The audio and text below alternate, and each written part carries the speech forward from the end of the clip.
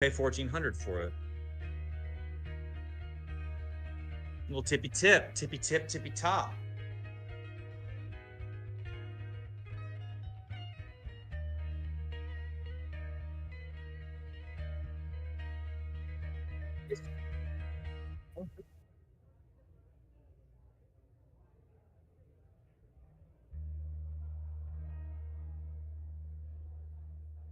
Oh, what is it? Hold on. You have an item to give to the Drake Warden? Oh. Oh, merci for the item for the Drake Warden.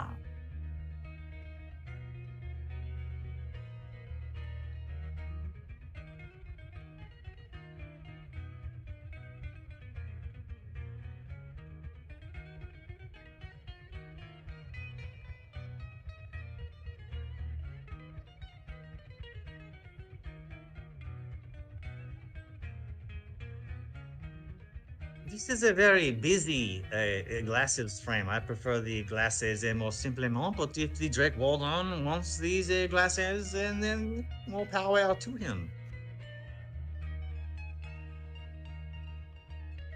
I should tell. That means he is a time traveler. I mean, the future Tyrus had the glasses like these. I shall bring him his glasses do time travel. Oui, it is no problem. Merci, and au revoir until after the race. We are about to do the race. Oh, oh dear. Oh, I can see him. The Drake Warden is failing, right? No, No. pardon me. Voltite, Voltite. I can see him wearing this. So it is a bit. Oh, how do you say BDSM ish with a dash of the dragon related zone as well. So yeah. At least it does not have the Gagaju ball. So yes, I shall bring it to him. Merci. All right, I'll put that in my satchel. I will take the rod of the pack keeper, and once I get a little away from him, I will hold it over the brazier, that cool blue freezing thing, and like this icy hand grabs it, squeezes it, and it shatters into ice and forms back into the brazier with the two glowing orbs in it, and sucks it up. And the brazier brazier, it's my most mispronounced thing ever. Glows, glows even colder and bluer. Yeah, they're different words. Yeah. Yeah, they're not. I know. They're different, but they're not. It's so dumb. Can I just call it a Fucking English. lantern? Whatever, my item, my thing. And then I'll spirit my way back to the room to give his item on race point. After Solitude leaves, Zamiel's gonna go up to the Emporium shopkeep and ask if he has a staff of power.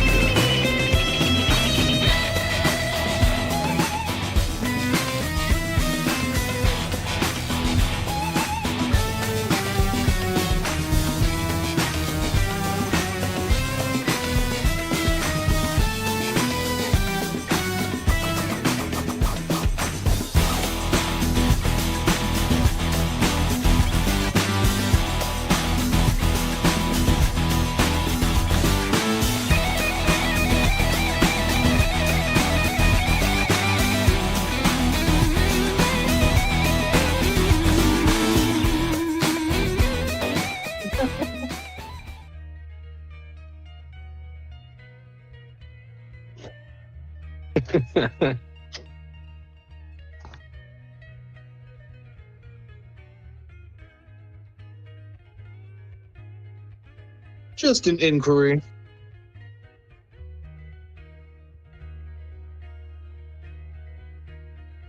I wouldn't dare ask for the staff of Magi or anything. I mean, I could, but you'd be like, oh, 50 bazillion gold. Yeah, right.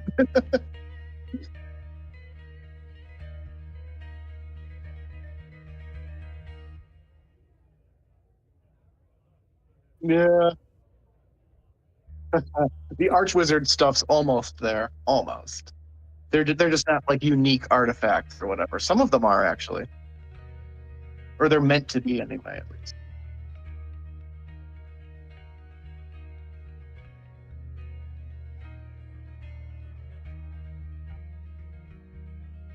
That's funny, just like the old one I had.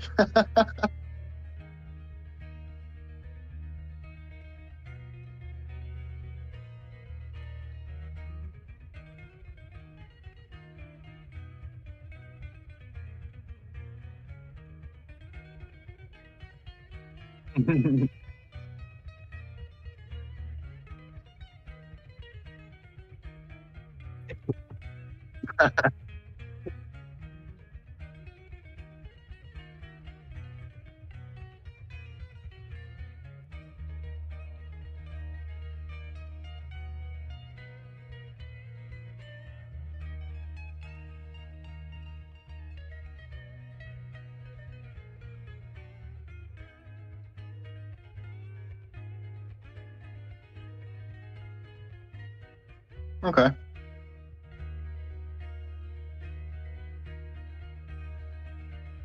Gotcha. Rolled in 18.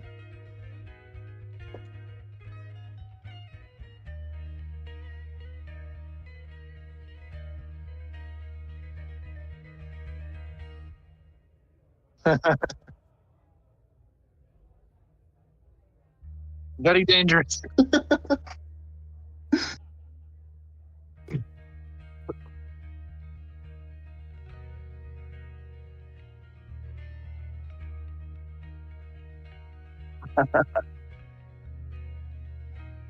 I love that it comes with a waiver.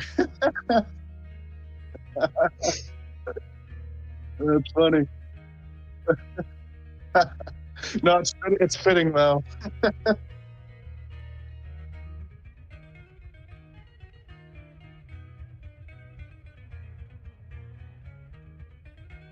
Well, that sounds like an acceptable rate for an item of power, my friend. I will not even try to negotiate down from that. It seems rude.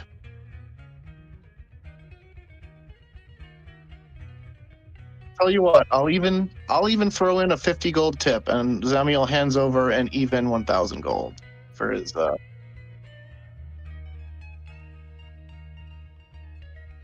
You are getting tips. Yeah, you got a 50 gold tip from me too.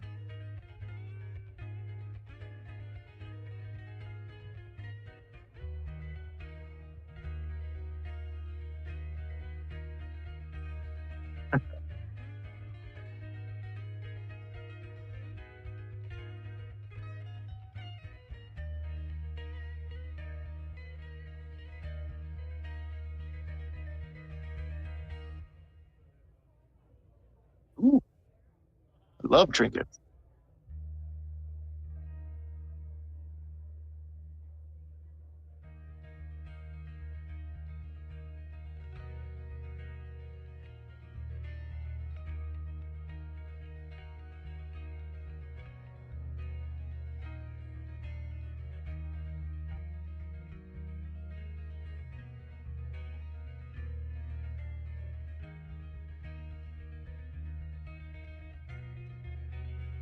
Ooh, I love it.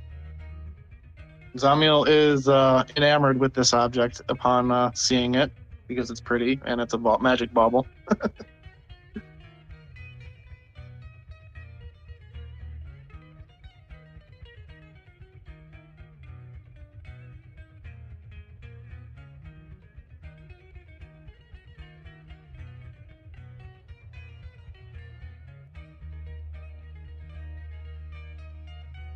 Yeah, he tries. Zamiel tries the ring on and tries to activate its magic to see what it does. without any instruction from the shopkeeper.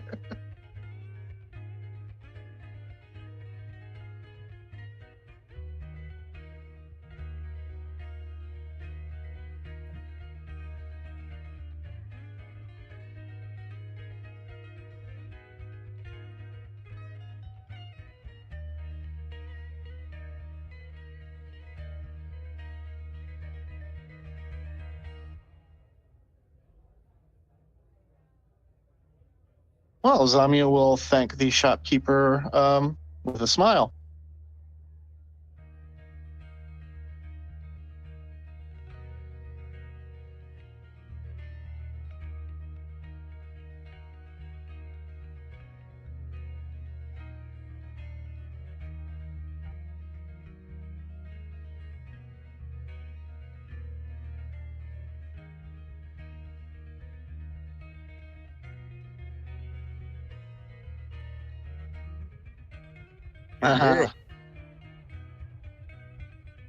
Zamiel assures the shopkeep that we will do everything we can to take out the win in this one.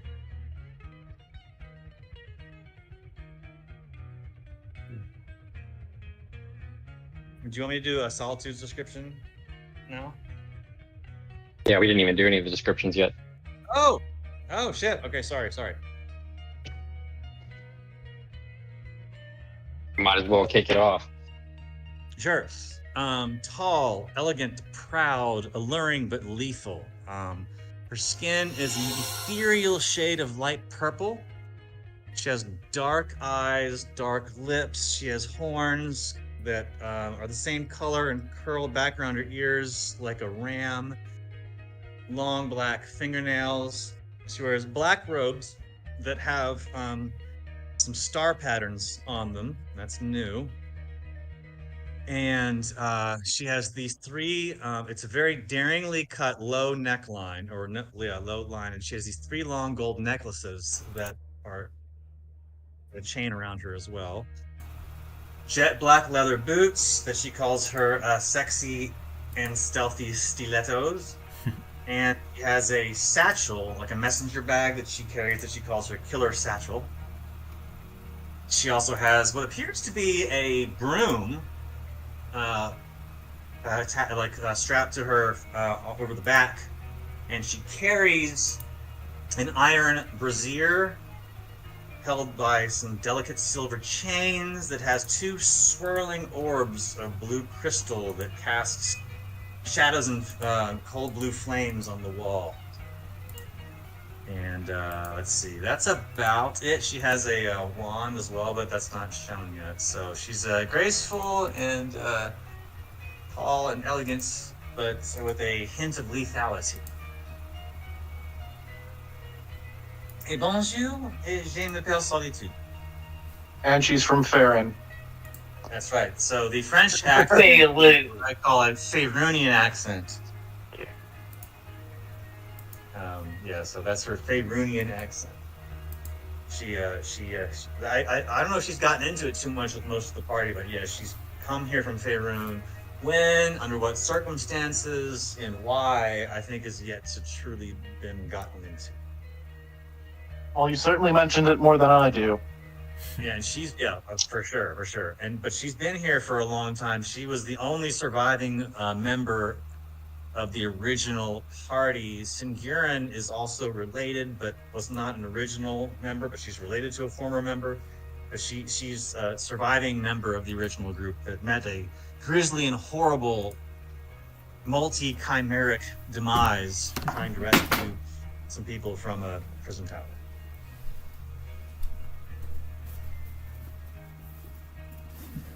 And that is about it, you know. I think I tried to be as quick as possible.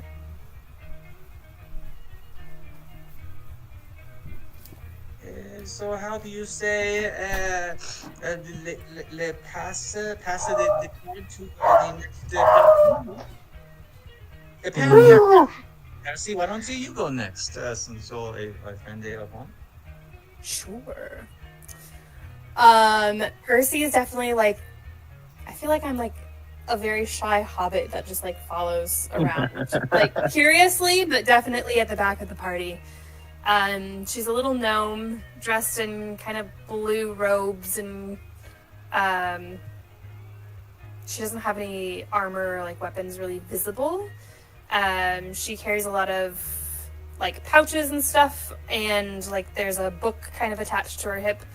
But she definitely looks more of a like mage type, maybe. Yeah, she's pretty homely looking.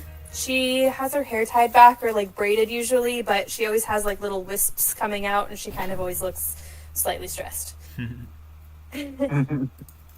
Shit, I was muted. I'm so sorry. You good? How dare you? No, my dogs were going crazy. I'm so sorry. No, I'm trying to You're good. You're gonna hear about, I don't know, there's probably like 8 dogs collectively on this call. Wait, hold on. I'm good. Solitude. It's French. All right. I was missing a little bit of that. I totally apologize. I had some dog things going on in the background. Apologize, man. You're good.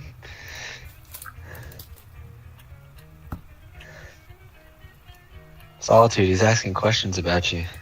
She's About definitely me? French. What was the question? Oh yeah. What's up? What was the question?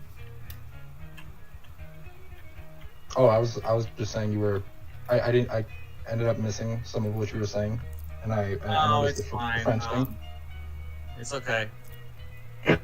He was waxing poetic about how elegant and leaf Close to general solitude is.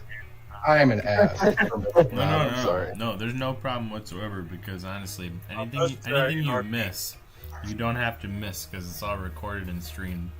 Except if you're trying to hear my voice last session, which, you know, you're not missing much. But yeah, that was embarrassing. I got my mic straightened out now, guys. Kind of. Yeah. Okay. That's a portrait. So you can just go back and listen to what Percy had said about herself, and Solitude had said about herself after the session. But I just wanted to give you a chance to, you know, at some point understand who each character is and put a name to the face, and it just makes it easier for you. But I will tell you at the exact, we'll say 12-minute mark into the stream is when it starts. So if you need to go back and listen to what people said, you didn't miss anything. Hey, we timed that pretty good. Exactly 12 on the nose. Right. Close to it. All right, who's next? We had Solitude, we had Percy. Who else we got out there? I'll go next. I play Garrett Morrison Wild, the roughneck cowboy of the group. He's at about 6'2", 6'4" with boots. Brown hair with gray fleck through it. I'm a 92-year-old half elf. I got a little bit of age on me, some wrinkles. Wearing a long black coat, ends about my calves. Black cowboy hat, black gloves with a pointer finger and thumb missing on both of them. Boots with spurs. And I'll post a picture also in RP chat. I've got a belt with a holster that you'll probably notice does not have a gun in it. 'Cause it's magic! It used to. It used to have a gun. It used to have a gun. And he became a warlock. I was gonna say, Yeah. does the casino confiscate them at the front?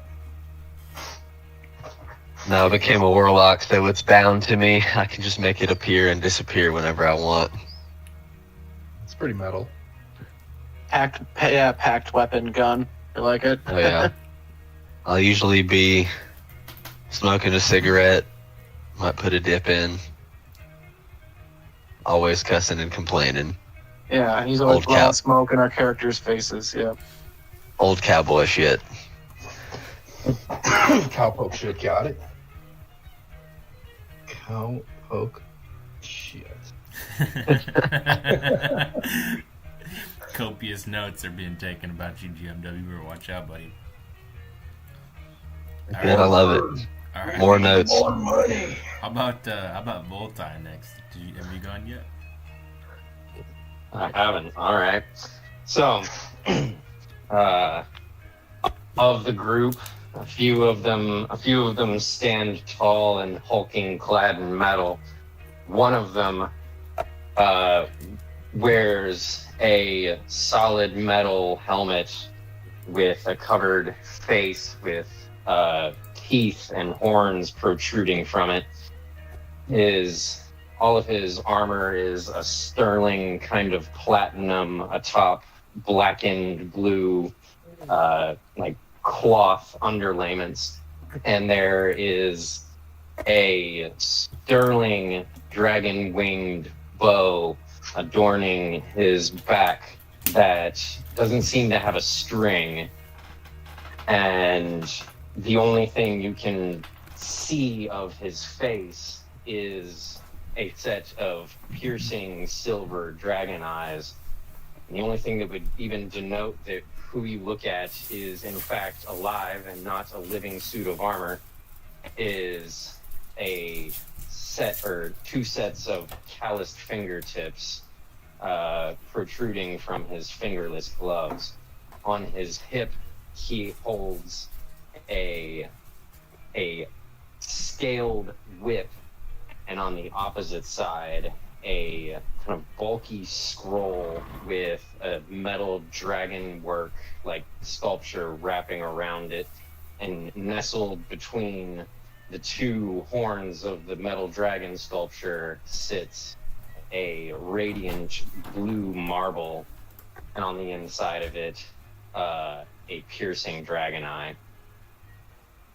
Voltai, well, his full name and title is Voltacrexus the Squall Talon, but he goes by Voltai Squall Talon, or just Voltai to allies.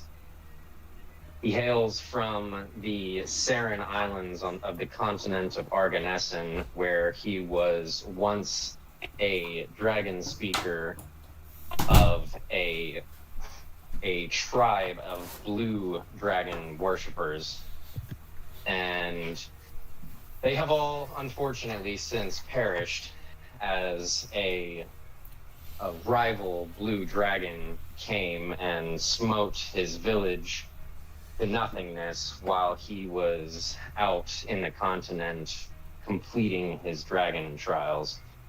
Has since been wandering as a bounty hunter to try to occupy his time and serve a new god, so to speak, in Bosmet.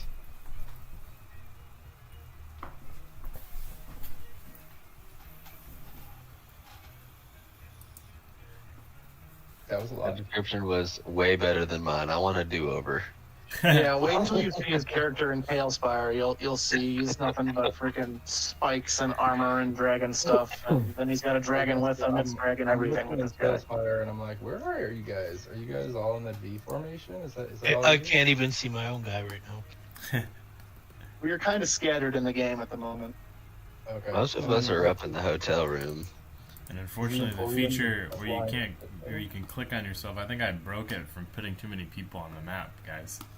'Cause Yeah, I can't see anyone. It works. Yeah, if you elsewhere. give him a mini in this bedroom, he could probably click on it and it'll bring him to us. Yeah, No, clicking feature I'm not saying that is absolutely not working because Oh, I put too many minis on the map, and I think that's got we it. realized this map last session no one could do that on, and I think I found the Yeah. conundrum here.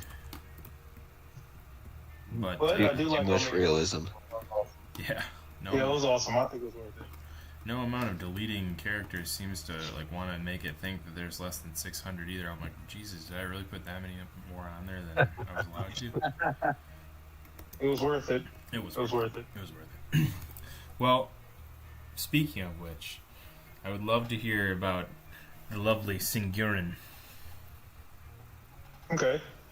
Cinder, she's like a late 20s female with purple hair. She has a kind of a heavy wouldn't say heavy, but a definitely noticeable Wanty accent. She's kind of been experienced for her years, almost like somebody with amnesia. She's very curious as a result of that. She kind of wants to explore and question everything she comes across, very curious. And she kind of looks into Bluey, the party's father. the kind of sees him as like a guardian or like almost like a father figure, somebody she gets advice from and seeks,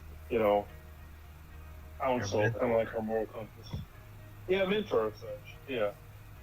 And she's the party bard. She has like a one-handed lyre she keeps at her hip, while she wields a spear in the other. Kind of like a cross between a warrior and musician, sort of. Yeah, and that's pretty much it. Oh, and she, I guess you'll find that part out later. Secrets. Can't reveal too much. Yeah, can't reveal too Even though you want to. Alright, Even though Alex, you want to. I just gave you control of a mini, so you should have control of a mini now. Where's my mini? It's not going to work by clicking on yourself, so unfortunately I'll give you a little Tailspire tutorial real quick. That little green slider bar that you see on the right hand side of your screen, it basically controls the level that is revealed on the map. So you can you zoom out quite a bit, you can see that little green level actually on the map itself. It appears as like a green grid. Yeah, when you're moving it. And what you want to do with that is kind of cut the roof off layers at a time until you're at the level you want to be at, because first level, second level, so on and so forth. Alright, I see. And then the white slider bar is the camera. So usually the best way to have it is to have that just above your green bar, and then zooming in and out is going to be real clean for you with the scroll feature on your mouse. Alright, cool. I see. Or scroll wheel, I should say. But your character is in this gigantic white bubble that I've created over here, I believe. He's the only one in the mansion. Yeah. He's actually chilling in a room with, he's chilling outside of a room looking for those people that he saw Gragas talking to earlier. So as you come into the game, you're coming into the game thinking that there's these people that I need to go talk to. One of them specifically is a Warforged named Bluey. You have something to give him from your uncle, who is yet to be revealed, of course, by your own backstory, but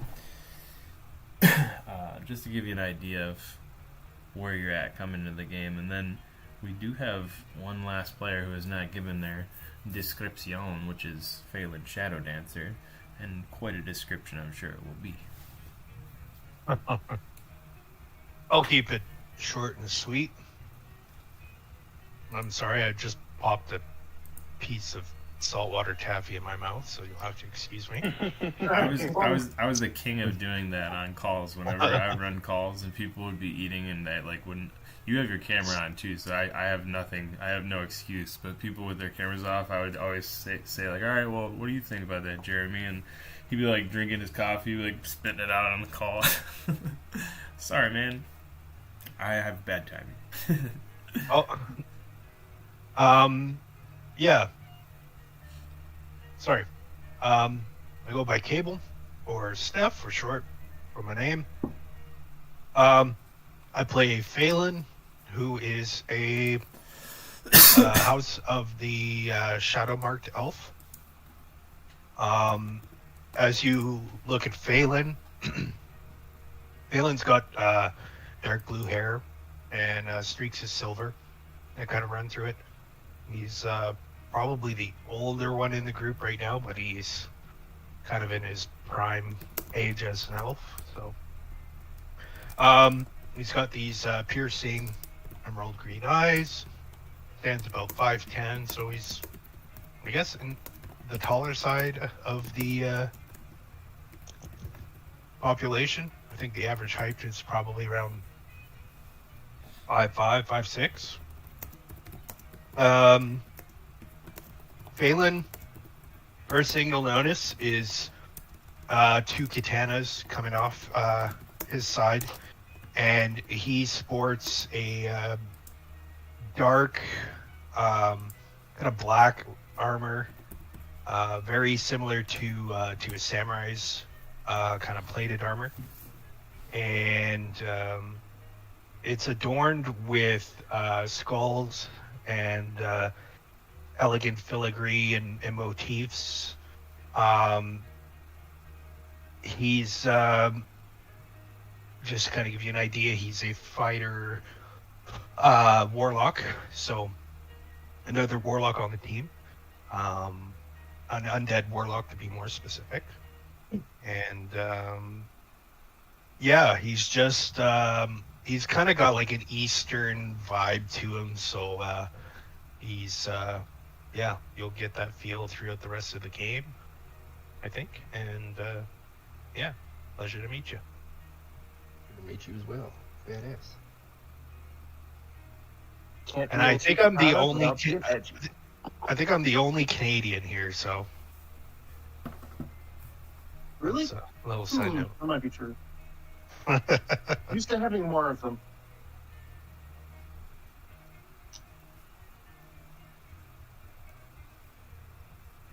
Yeah, in our Stroud game, we had 3 Canadian people. Yeah.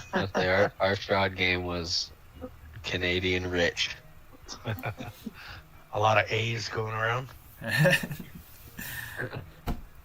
The funny thing None is, of them like, as cool as you. Yeah, dude. The funny thing is, like, every Canadian person I've ever talked to, like, I don't really hear that. I hear that more from like Minnesota people. You're from Minnesota, don't you know? Yeah. Yeah, sure, you betcha. That's the weirdest talking American accent for sure, or North American accent, I should say. I used to be able to do a really convincing Minnesota accent. Minnesota, you convinced me just now. Yeah, you just gotta watch Fargo for a little bit. You'll get real convincing, eh? Yes. Yeah, Fargo, it's a good one. So you can kind of see how this Makes goes. me want to bust out the Canadian voice. What's that? The Letterkenny. Letterkenny. Yeah. Better, Well, Kenny. yeah. Oh, Letterkenny's an awesome show. Such dry. You, Jared. So Your now, sister was watching the backseat while I. Sorry, go ahead. you're all right. I was just gonna say. So now that you see kind of how it goes, basically, you know, you should try it now. Give your character description a little bit, what he looks like, and how, you know, how you're coming into the game. You kind of already know from what we talked about offline, and then also from what I just said. You're basically in the hallway, and I'm gonna say you're walking up on Bluey is the first thing that you do when you start the game. And I'll give you the mic now for a second, so you can talk a little bit about Kionan Kegslammer and what he looks like. Yeah. No, I didn't put too much. You guys all, sorry, killed it. Now I'm Conan. We don't get to see your mini yet either, so you'll have to do your best with your words. Yeah. No, Paint us a picture. If you send me your I link, can I kind of see can him there. get that. You come from dwarven royalty, a big drinker, a big tournament player, always a favourite. Me family's mine crumbled and took with it many of me clansmen. Sorry, I had something wrote, but like I'm trying to retcon this with what I've been told. That's cool. Just describe what you look like and how you are in person. You don't have to get too in depth. Okay, we're dwarf barbarian. We've got some reddish brown hair, Dutch braid in the back, and some braided beard, long beard. He's about crap. I forgot how tall he is. What's a reasonable dwarf height? No, I had all this. Where is it? Where did it go? I don't know what a good dwarf height is either. Like 4 foot stump. Yeah. I think it was That's probably pretty tall. 4'10" or something. He's supposed to be 4 like, foot, 2 foot even. He's 3 foot, but he's fucking gnarly. He'll bite your ankles. Well, bite your fucking ankles off. No, he was. It sounds like. He's a big noble entertainer. He loves to cook and come up with beer recipes and dabbles in alchemy. And he lost many of the family recipes and heirlooms when his mind collapsed. And he's now roaming, looking for an adventuring party and trying to fulfill the quest given to him by his uncle to bring the thing to Bluey. That was pretty awesome. I don't know. You guys killed it, but we're I wouldn't tell you about the thing. It's not your fault. No, It's my thing. You That guys was- don't know about the thing yet. that was as descriptive as you could be with the very little description I gave you. So you're doing excellent so far, my friend. He's a good old boy, always down for drinking and eating. I'm so lost right now. I'm trying to find the party, and I'm failing. Oh, that's We're why. still in the bedroom. Yep, I'm on the wrong side of the building. That's why. All right. Hopefully, this gives you some kind of insight as to where your character is, or hopefully you've been able to find him. If not, you can also take a look here. Am I dwarf warrior? This me? Yes. Okay. Yes. At least he's got a keg on his back. Yeah, dude. We I felt like go that with was it. pretty accurate based on what we went with in Hero Forge. It But is. if you send me that link to you, I can make sure to get that in the game. It is pretty close. I like the yeah, Kevin Cameron's tag too. That's funny. You guys are all posting things, so here's what he's supposed to look like.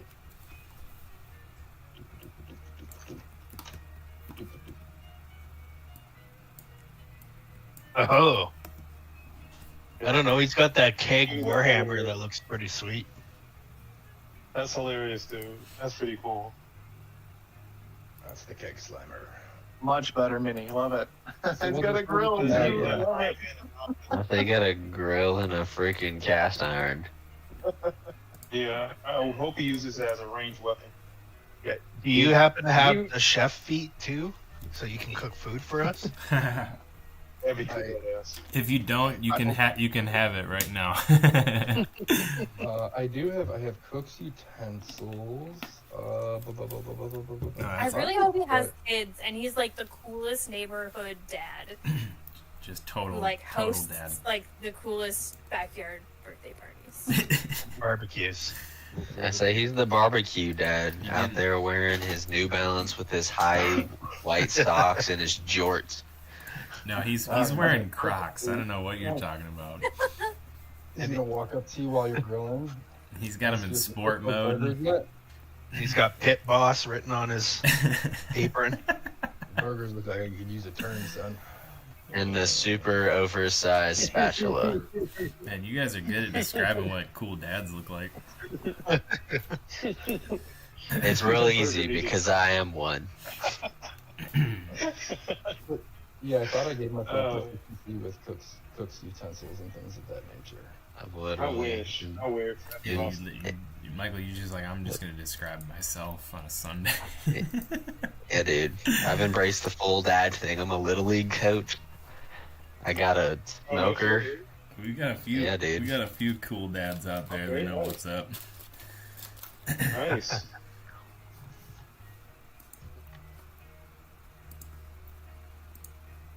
I'm wearing slippers with khakis and a rolled up flannel right now. Roll up Yeah, sleeves, that's I him. mean. Oh, you're hardcore. You're dad fully- vibes. Yeah. If you were cosplaying a dad, people would say you're doing too much. Why so extra, bro? You're Brady, should we reload the Telspire? Would that help? You know, you can try. I don't think Yeah, it's I gonna can. help with the navigation, if that's what you're talking Yeah, the about specifically. The Because teleporting feature isn't working. it's, I just can't see anyone. yeah, oh, you can't see anybody. If that's the case, Yeah. yeah, I would say just try restarting Tailspire. I'll do that. Were you guys saying you had a problem moving your guy? You guys see my dude moving? It looks like he's moving. No, the problem don't is, see he's you. moving. you see how this left panel on the side over here, where it shows all the characters. Basically, you can click on those characters, and it'll take you to that place with the camera. But I think because of the amount of minis that I've put here, it's like I'm refusing to look through that menu before I quit and crash. You gotta go searching for them all. Yeah, so it's Is it weird that feature, the click feature, works for me? no For all the characters? That's Yeah, awesome. wonderful. Yes. That's No, awesome. Really interesting. Mhm. That's actually not weird at all. That makes me have hope that it may work for me someday. Mine, yeah, I've only been able to click on the minis assigned to me. Clicking on anyone else doesn't do anything. Yep. Yep. The teleport feature also works for me. Nice. Well, the It's not working shift for me. click is working, but I'm just talking Brian about said it wasn't working for him. Is that just where you double click or whatever? shift click. Shift click. No, I'm Triple sorry. click? The shift Or shift click? I can't shift click to where somebody else is. Okay. So you can't. No, use shift the, click's not working either. Can't use the navigation. No, shift click's working. What you talking about? You don't have shift Yeah, click. but I mean, I'm just saying it doesn't for me for whatever Tall reason. tales. Oh my god. Now we got another feature that's broken. That's not good. Works for me. I see everyone now. I do remember being able to Nice. click on other people's minis, but it's Yeah. it doesn't work on this map for some So reason. when you press shift and click on a mini, what happens? On someone else's mini on No, the board? on a mini that you control. Oh, no, yeah, that works. Okay. I know what that does, yeah. That's Just Oh, click. I would definitely bitch if that didn't work. Yes, Oh, yeah. that would be bad. It would be hard for you to move around. That's the best Oh, way yeah. to move around, by the way, Alex, is Yeah, shift yep. and click left on your mini, and then you'll see that he turns into like the Silver Surfer for a second, and then you just kind of move that to wherever you want to put your player and click, and it will slam your player down right on that tile. So That's my favorite feature.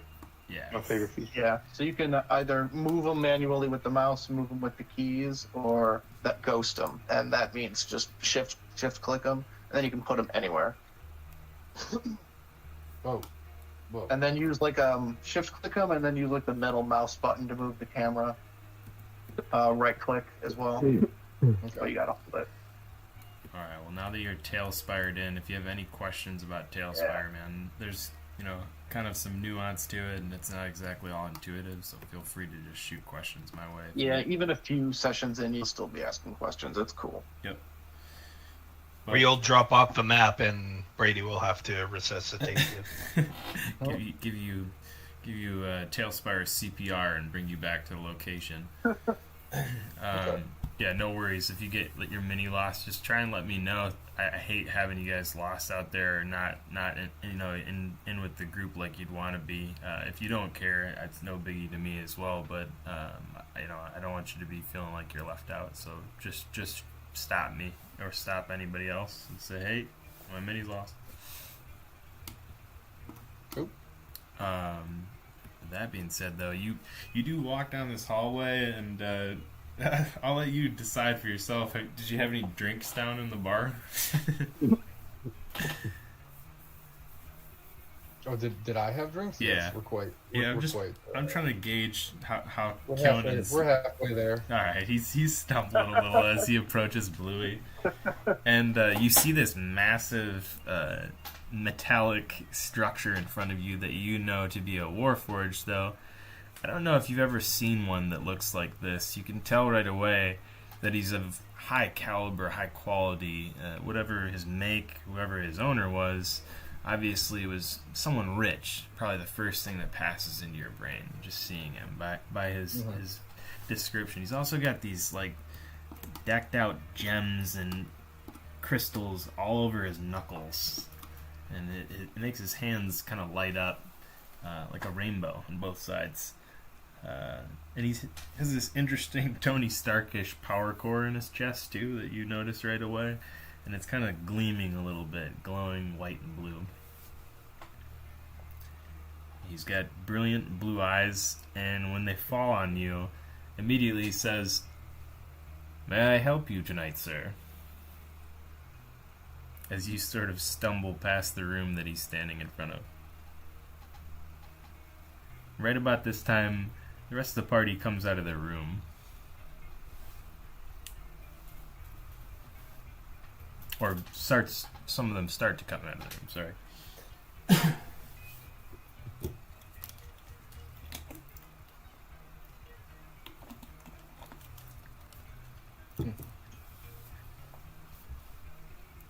Is it on me now? Oh yeah, he's looking down at you expectantly after having asked you, what are you doing in this hallway, basically, in the most friendly manner he can by asking if he may help you tonight, sir. We give him a nice look-see, look over, and I go, "Whoa, you're a shiny one. You be the one they call Bluey by chance?" I am. And who, might I ask, is inquiring? I don't know. Keg Slammer, Conan Keg Slammer. I've been sent on a task to give you these. As I extend my hand with a pouch, presumably to be half full with gems. Keg Slammer, it is then. I've heard that name before. At the Dwarven Keep. Do you hail from the Dwarven Keep? We do not. I do not hail from the Dwarven Keep. I hail from faraway land whose mines have collapsed in, and I've been sent to meet me cousin Gragus. Gragus. His name's Gragus. And deliver ye these gems. Ah, it is your relatives I must have met then. For at the Dwarven Keep, there were dwarfs who bore the name Keg Slammer. Aye, my kin. Oh, what is it you have to deliver me then, dwarf?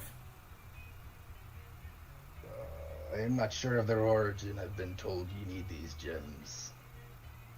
As I hand him the little satchel half full of gems.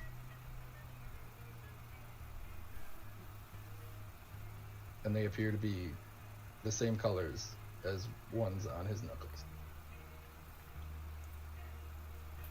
Spare gems.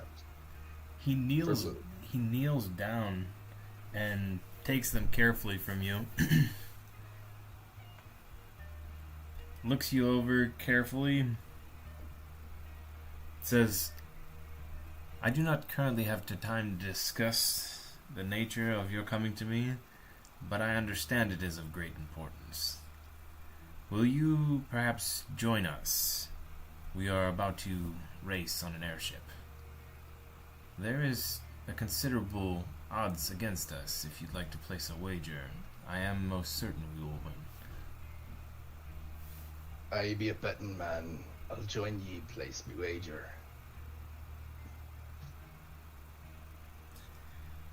He looks at the Have rest. we even played wager as a group? Sorry to interrupt. No, you're fine. He looks at the rest of the party and kind of. We are. I've got 2K to throw in on that if we're gonna do a group pile here where we bet on ourselves. If you, Me and 5,000 more. You me do? and Phelan. Damn.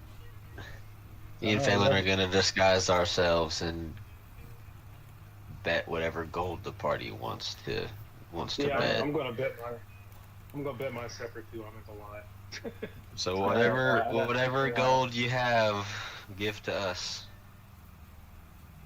Yes, I'll give all the gold over.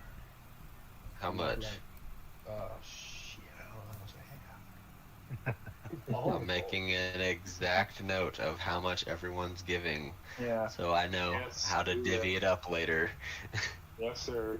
Yes, sir. Smart. All right. 2,200 from Zamiel. Nice. I've got a meager 200. You can have it. That's fine. We got Percy. Percy's got 100 in there. I put in 25. I think. I'm spotting you for 75, so you get 2,500? you'll look them. Very Oh, kind. 25, like 25. 25.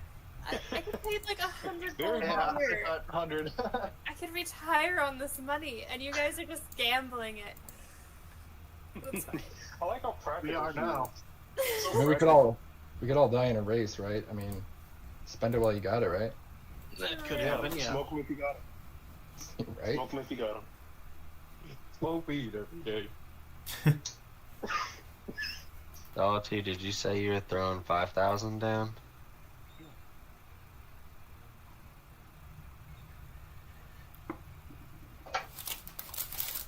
I heard that correctly. Yes. Can you hear me? Hello? Yeah, I can hear you now. All right. So,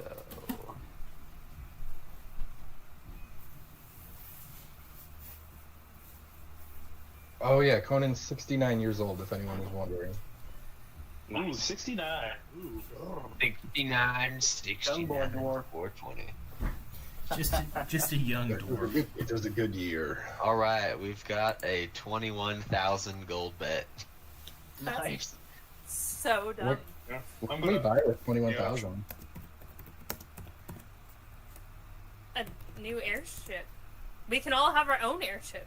I'd say that's several new airships. Right? Did I hear? That's I don't know, that's a bit lofty. Yeah. Maybe like a half of an Get your airship. airship. And I've they- got a spell to make something even better. the Got a airship little airship you skimmer guys airship. have is exactly the airship you guys have is probably around that 2,100. But ours is like ridiculous. Yours Ours is like, the Skybreaker you talking about, Bri? yeah, the Skybreaker. You're not Is it talking about the- that one. They got Is it the double Zeppelin out there? Yeah, those are the airships that will be competing against us in the race. I was talking Yeah, about I- with I this would bet, go with it. if we win times 8, could buy several airships. yes. That'll buy me my spell jammer. Did we do anything to sabotage opposing airships? I sabotaged every single one of them. All right, this Damn. particular moment is probably for timing's sake, for the rest of the party's knowledge, and it is maybe 45 minutes before the race. It's about 9:15. The race is set to take off at 10 a.m. And you guys have enough time to probably get something to eat and head out onto the ship, or finish any last Emporium shopping here and head out onto the ship before the race is due to start. I'd like to look Yeah. over the ship. Do we have to go to the betting table to place our bet, or are we good on that? Yeah, placing your bets, you guys can say you did retroactively if you'd like to, Okay. or you can take the Okay. time, between now and when you get on the ship to do that as well. If you'd want to roleplay I that. think We're just going to do it in think, single action. W will place the bet for us. Yeah, I that's kind of want to role play her do hers because I didn't do anything last week. yeah, by all means. I mean, anything you guys would like to do before this hour or so you guys have hopping onto the ship, we can absolutely RP that stuff. Yeah, probably RP. Putting the bet down too. Yeah. So me Yeah, and that'd be Penguin's nice. gonna do it in disguise. Yeah, you guys go Like- first. Well, we'll have to disguise ourselves before we proceed, I think. Mm-hmm. Right, do it from inside the room. Yes. Well, down on the As- casino as you guys floor are- would be where you'd place a bet of that kind of nature near the cage. So you guys would head back to the casino. Yes. As we're heading down, Volti kind of sidles up to GMW and gives him a slight elbow nudge, and then when GMW kind of looks at him, he sticks two fingers out, kind of close together, signifying the question, "Can I bum a smoke?" How long is it going to be before he's got this whole party addicted to tobacco? Slowly working on all of you.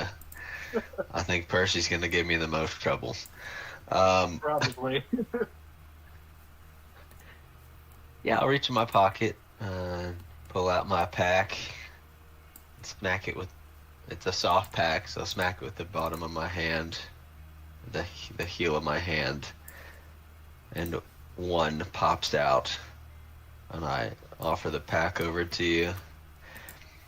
I assume you'll take one, and then I'll smack it again in another one, and I'll take it with my mouth, and then produce a match, seemingly from nowhere, and flick it with my thumb, and light mine, and then light yours. Oh, he kind of puts his hand up. No, thank you. I appreciate it, but I've got that.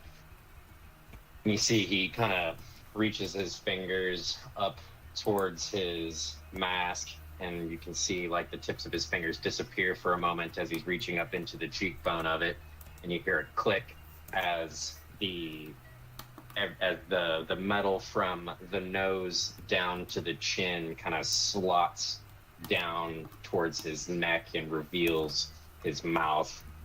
He puts the cigarette in between his lips, holding his index and his pinky finger up separate from each other. He lets out an arc of lightning between his fingers that he uses to light the cigarette. Thanks. And he begins walking out of the building. Well, ain't you fancy? GMW says as he waves the cigarette out and throws it on the floor.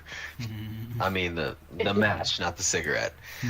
Oh, okay. I was about to say, what a waste. Yeah. That would be like GMW though. He's got a fucking carton in his bag. Mm-hmm. They magically replenish. Zamiel sighs and says, I've seen Dragonborn blow smoke, but I've never seen one suck it. Well, you still haven't. He says as he's walking away.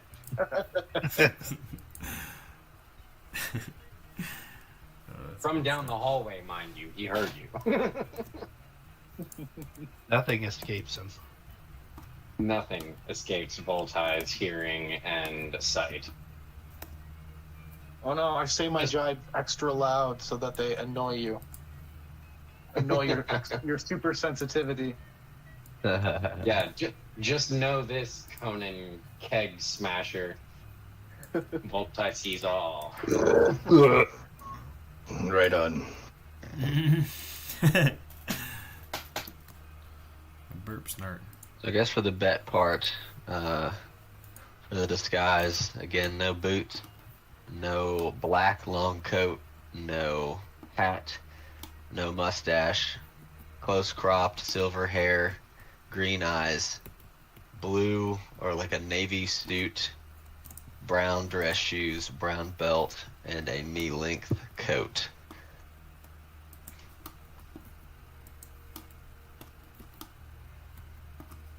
And then I think Phelan is trailing me. Yeah, Phelan will have used disguise self, and he's gonna have changed his appearance.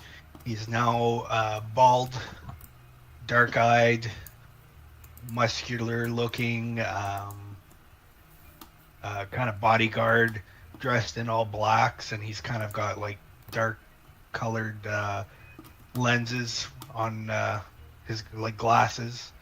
So he's just silently trailing behind GMW right now. And I'll approach the desk.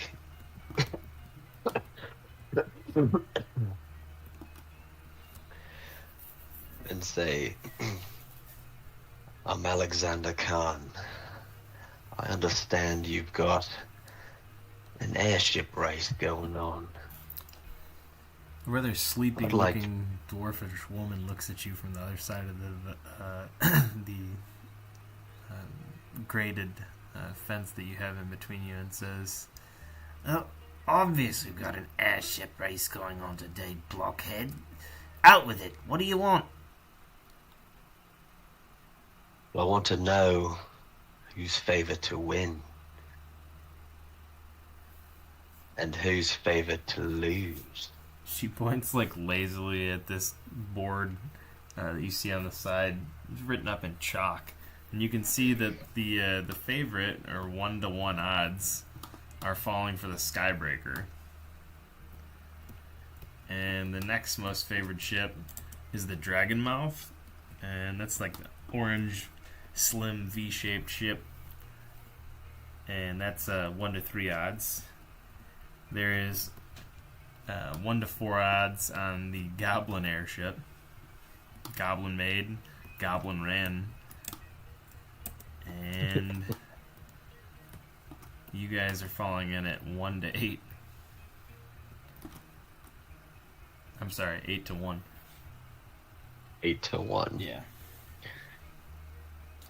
So there's, not great odds on betting anybody, but really about you guys, as most of them are pretty keen favorites. You'd have to bet some $400 to win 100 on the Skybreaker, or $100 to win 100 on the Skybreaker, and then down there from that. But if you wagered a bet on yourself for 100 gold pieces, for instance, you'd be walking away with 800 gold. And 2,100 gold will produce, let's see here. 1,608 or 168,000? Yeah. Yeah, what he said. Yeah. Yeah. That ship there at the bottom, I'd like to bet on that one. I do enjoy a long bet. I'd like to wager 21,000 gold on them.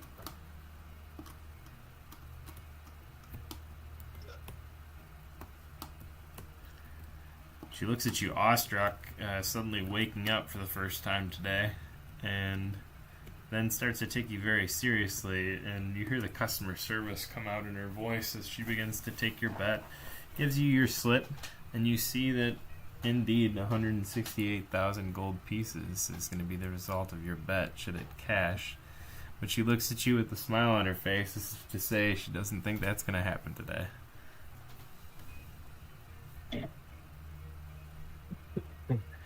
I give her a wink and a huge brummy smile as I look back to Phelan, kind of give him a nod.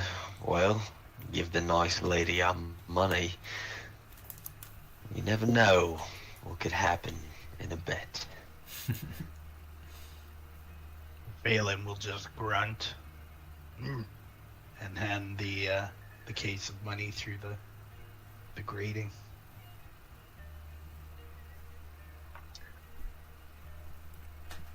She takes the coin from you, and as she does so, she kind of flinches a little bit at your grunt, and having woken up fully, she begins to count all of the coin and deposits it into a small little bank that you see behind her, and you can hear it's like a chute. These coins go down, and your money has been banked. And now you have your bet placed. Did anybody put one of those little eye tags on one of those pieces of the coin so we can track it to the vault? That would have been a good idea. That would have been genius, but we didn't. Not too late. A lot. Yeah, you can put something down as collateral to throw in the vault. Yeah, when you hear this, it does sound like it goes forever, almost like throwing a coin into a deep well before you hear it hit the ground, but it does in unison hit the ground. As I turn away, I'd loudly say, "May the best man win. Come, I desire a drink." Quickly walk away. And kind of as he turns around to leave, he sees Singurin walk right past him towards the betting table, and he can clearly tell that she doesn't know that he's disguised. And she has a mahogany, well-crafted chest in her hand, and she's walking towards the betting table.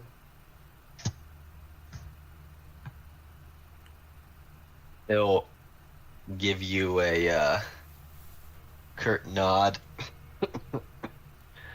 as we're walking by and just say, "Best of luck with your bet." Thank you, sir, and to you as well. And yeah, she gives you like a friendly nod, like she's surprised that a stranger would say something to her. And yes, she goes to the table and she says, "Yes, I'd like to place a bet, please, on the airship race, if that's possible." Of course, of course.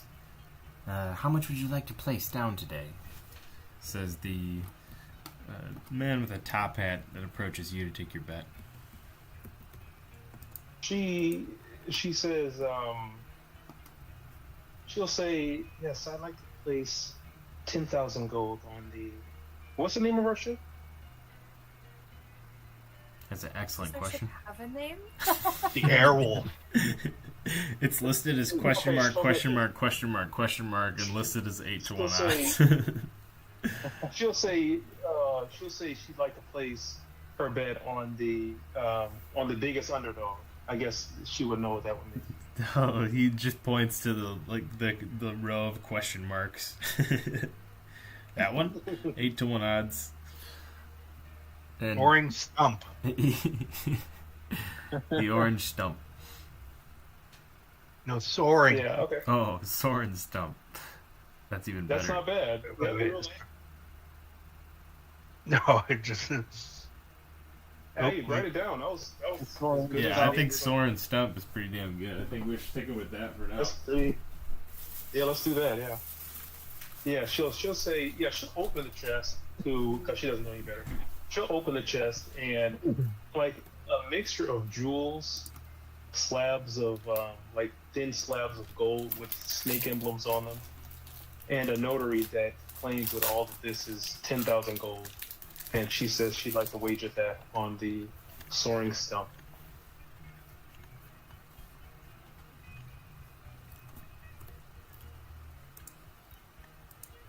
He quickly counts your gold and gives you a slip back similar to the one that GMW received from the Dwarven woman. This one shows that you'll be paid 80,000 for your bet. He says, yeah, and she's kind of turned rosy at the thought of 80,000 gold, and she kind of nods, kind of like almost nervously. She'll say, "I can imagine having that weight of sum with money. This ought to be exciting."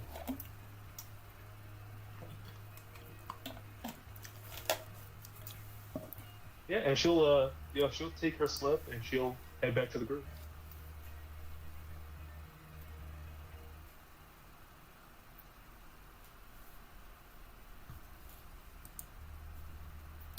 Merci, senioren. How are you doing? I'm doing quite well. I'm kind of nervous, actually. This race is going to be a big deal for all of us. Do you have your earplugs? Your earplugs? Excusez-moi. No, I wasn't aware that we needed them. Oh, I have an extra packet for you, and if you need additional underpants or cigarettes or whiskey, just check in with the rest of the group. I picked up all of that at the Sundry shop last night. There's a questionable assortment of items, but I will make sure to inquire if I need them. Wait, like what shop ever can you go to and purchase those items at the same location? Well, Solitude, if there ever was a shop. Perhaps they have tools, perhaps they have a wrench or a circular saw, perhaps they have the paints and also gerbils and fish and groceries. Sell travel destinations. If they have underpants and cigarettes and whiskey, what do they not have? It is good marketing if you think about it. Anyway, yes, we have to win this race. I have some money, substantial amount placed on it. Yes, this is rather a dire situation for us. I can't imagine what will happen if we lose, so we have to bet everything that we will win. She grows very serious. How tall is Sangiran? It's about, 5'10". Oh, okay, well, he's 6'1". Hold on. Description. Well, I thought you were as tall as I was. 6'4" with her boots. 6'4" with her boots. Yeah, we're equal height. Damn. See this match. I have to get my airship back, and I have to have my room back. It was the biggest one on the ship. It had a hookah. Everyone with playing Solitude Bingo can cross off hookah from their bingo card. Well, Stop. Solitude. Oh, Solitude, I wish I only had that to lose. As you will recall, my uncle is on that ship. I can't imagine where he's been taken to or what they've done to him and the rest of the crew members. Who is Uncle? Do I know these? Surely you've met Uncle before. Oh, I did not know Uncle was your uncle.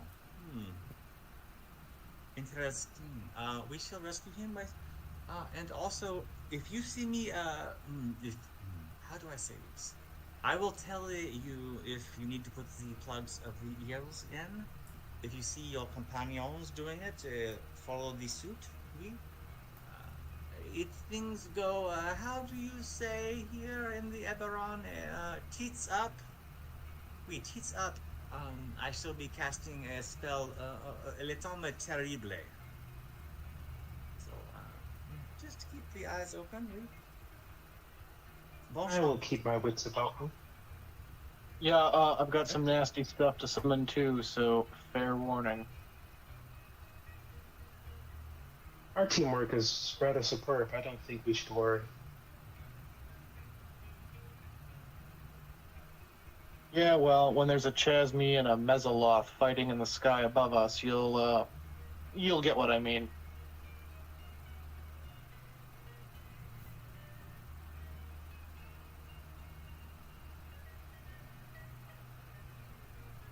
I just hope they turn some of their attacks against our foes, at least. I'm expecting those chimeras to be such a massive influence in the battlefield that it will be unavoidable for anything we bring into the battlefield to avoid engaging them. He kind of has a flashback. You said chimeras. Who spoke of chimeras? Weren't they mentioned early? I could have sworn they were. If they weren't, then my bad. Pretty sure it was mentioned that when we were talking about the tournament that the Skybreaker had them under their command. Must have been. If it was last week, I didn't hear it. But, yeah. But yeah, we know for a fact that the Skybreaker will be sicking those on us. Yeah, she kind of clenches her fist and say, how dubious that they would use our own ship against us.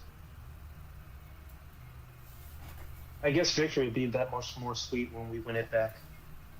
Well, the problem with this race is it has convoluted rules that forbid you from casting your own spells to affect things directly, but if you either use an item to cause an effect, or, say, summon a creature that is not under your control, that's apparently illegal. Any item? Doesn't matter what it is? Any magical item, yes, is legal. So I assume your gauntlet would be quite effective. This is why I was so interested in the gauntlet. Yes, the gauntlet and the Staff of Power. Very interesting. I'm glad I had it commissioned. This will be a big part of the strategy, yes. I know you don't disappoint. You are one for surprises, you and your companion.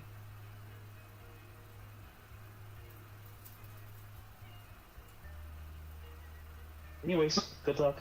I'll regather with the rest of the team. And she'll walk off. course, the rest of everybody else.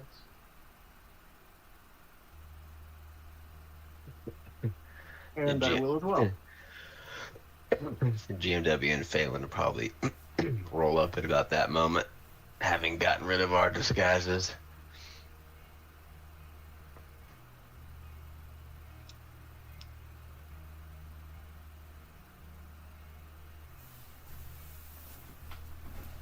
Yeah, she'll say, you placed your bets, I see. Oh yeah, I'll walk by you on the way to you placing yours. She looks kind of like she turns red a little bit, and she said, "Whatever do you mean? I only saw you two walk up just now." The man in the navy suit with the silver hair was me.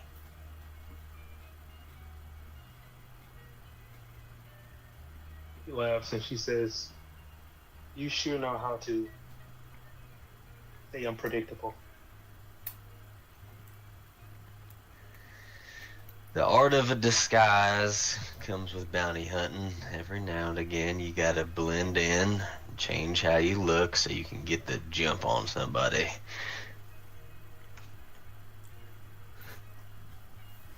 Well, I would hate to be on the other side of your mark.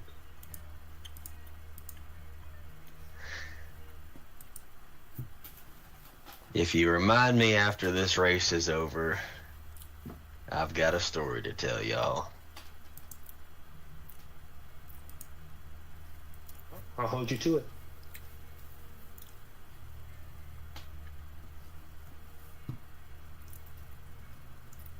Yeah.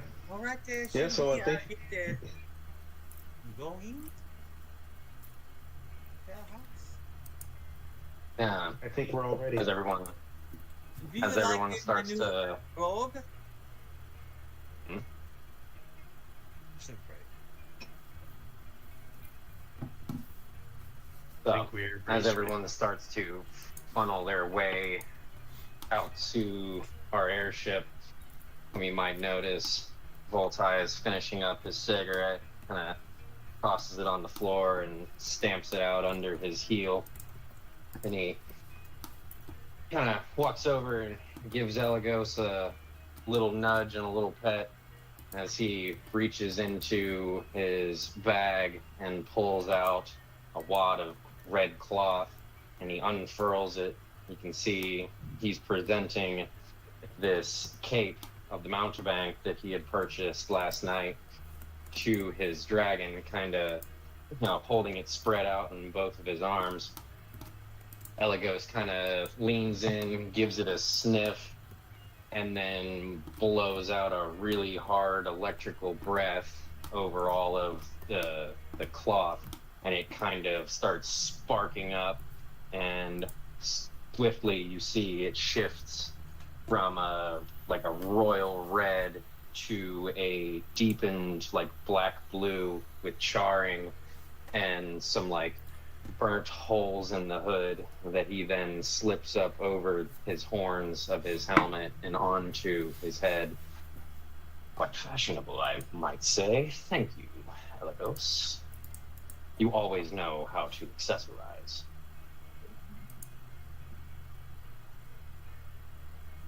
Well, friends, it is time. Are you all prepared? Harry. I think we're about as ready as we're gonna get. Going to be a lot more preparing to do shortly. Agreed. Let us hope that favor lies with us, despite what the odds may seem to be. And as soon as we get on the ship, Zamiel's going to start setting up components for a ritual, or the spell he's going to cast. When you get to Try where and the- save as much time. When you get to where the airships are docked, you see that many of the other ships are already prepared. As a matter of fact, all of them are prepared, and their crew either lies within or only their sole pilot at the ships that have a steering column on the deck. Two of them actually have almost like a cockpit where the pilot is completely enclosed. And on these ships, you see nobody out on the deck. And you're a little bit probably surprised to see something like that. However, you also have no idea what's inside them.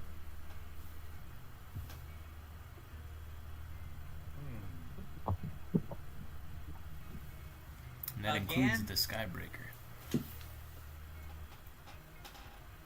Shoot, what's up? I also want to mention that my Cambian's been out here with the ship for the past few hours. So he's waiting for us too. Which ship is the favorite?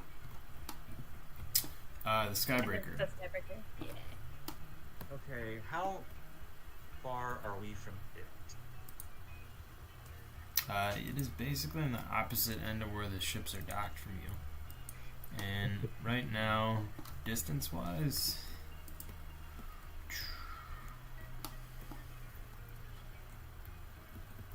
it's about 500 feet. Yeah, 475 feet. Thank you. All right. So, Solitude is going to cast invisibility.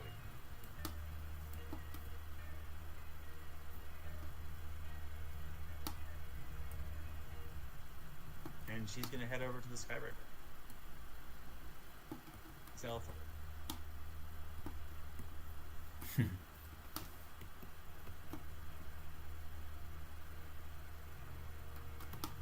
Sounds fuckery afoot. Yeah, it's like post hoc. I should have done this before, but you all gave me inspiration, really good ideas, so it's got to happen now.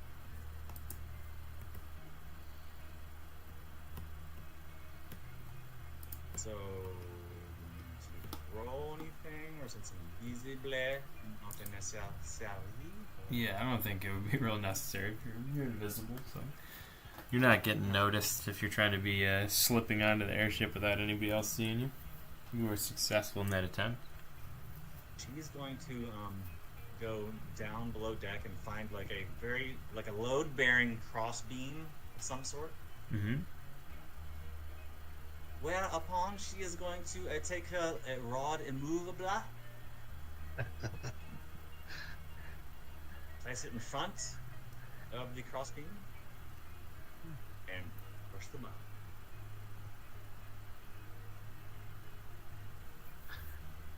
Damn, the Skybreaker got double sabotaged. That's hilarious, Yeah. John. That really is hilarious. Let's just hope we can repair. Yeah, don't damage it too much. I mean, it is what it is. Yeah, we're gonna end up wrecking our own ship. Good thought. Yeah, Sure. you're Breaking, you buy it. not doing it the way that- Breaking, you buy it. It's not near the hookah. Bingo. So there is, like a steering column on the ship, and it is on the back deck of the ship. It's this little golden knob thing back here that I'm highlighting. You can see that. But basically, that's where the ship is steered from, and someone does have to steer the ship. So who is that going to Well, be? they'd be able to see the rod, wouldn't they, though? What's Don't that? you think? Would they be able to see the rod if I put it right there and like easily deactivate it? Which rod? The rod immovable. That's on On our ship. immovable rod. Talk about an Airship. Oh shit! Sorry. Well, if I'm back, I'm not worried about that. I'm just gonna like. Does anyone have air vehicle proficiency? Ooh, let's see. No, I have. I don't know what that is, sir. But I'm good with magical objects and arcana. I've got Dark One's own luck, which I can use once. And what do we think would be the role for ship piloting?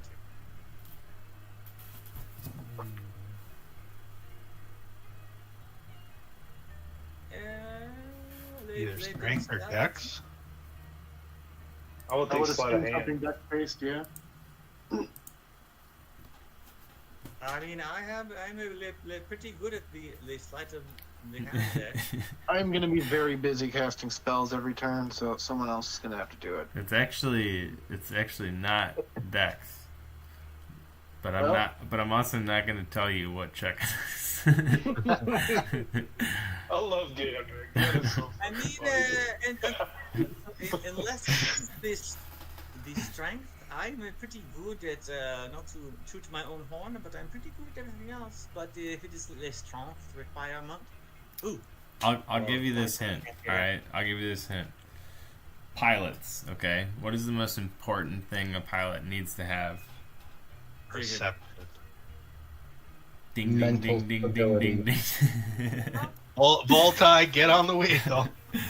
I'm saying that's all you, Oh, Voltai. wow. I mean, if he can ride a dragon, he has to be able to ride a ship. I mean, I can do this if y'all want me to. I'm probably the best suited. We don't know for certain, but it's a possibility, I suppose. And I can't really do a whole lot in the first place anyway during this race because most of my shit is personal magic and not item magic. That being said, Bluey says, "He who rides dragons can also fly ships," and pushes you to the steering wheel. Yeah. Agree. as I'll co-pilot As- and give you bardic inspiration. I can That do works. that. yeah, there we go. Singirin, you're gonna take your place next to Voltai there, just alongside him in case a bad bump happens and he falls off wheel. Yep.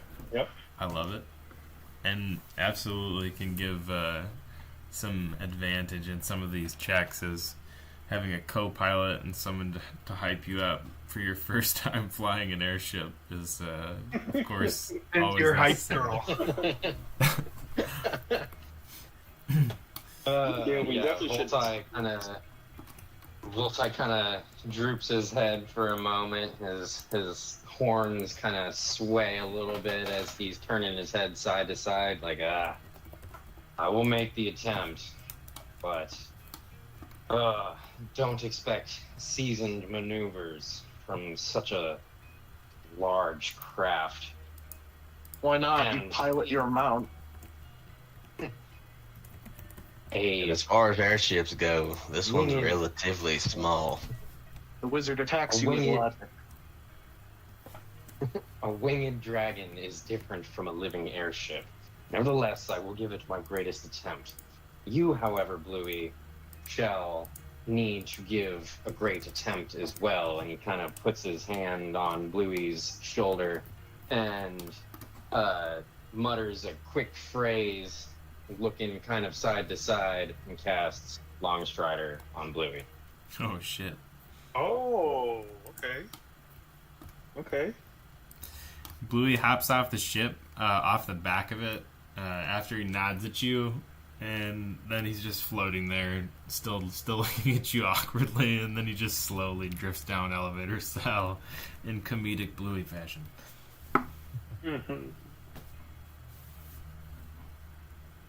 And he's ready at his place behind the ship to push.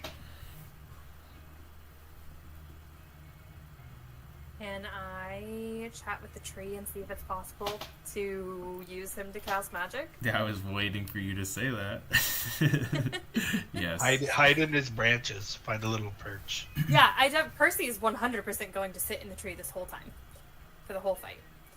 Not fight, sorry. We're not That's fighting a good- anybody, we're racing. That's a good idea. I might do something similar. I need the advantage for some spells. Would help.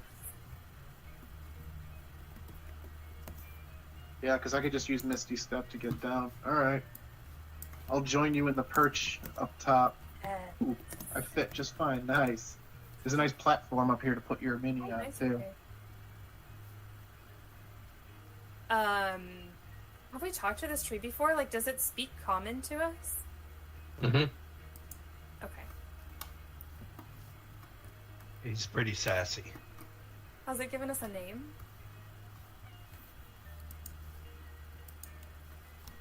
I vote that his name is Stumpy. Patrick Stumpy. Being that it's the soaring stump, his name should be Stumpy. Or just Groot. Groot without the G.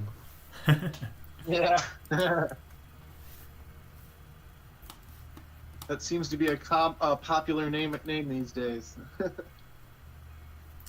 I think Percy would settle herself with the branches and then kind of get into some sort of like meditative state like she does when she's like communing with her deity. And see if she can talk to the tree and be like, excuse me? Zamiel's also going to do something like that, except I'm trying to communicate with the plane of air instead. Oh, it's a good morning for racing. Do you think we're gonna win?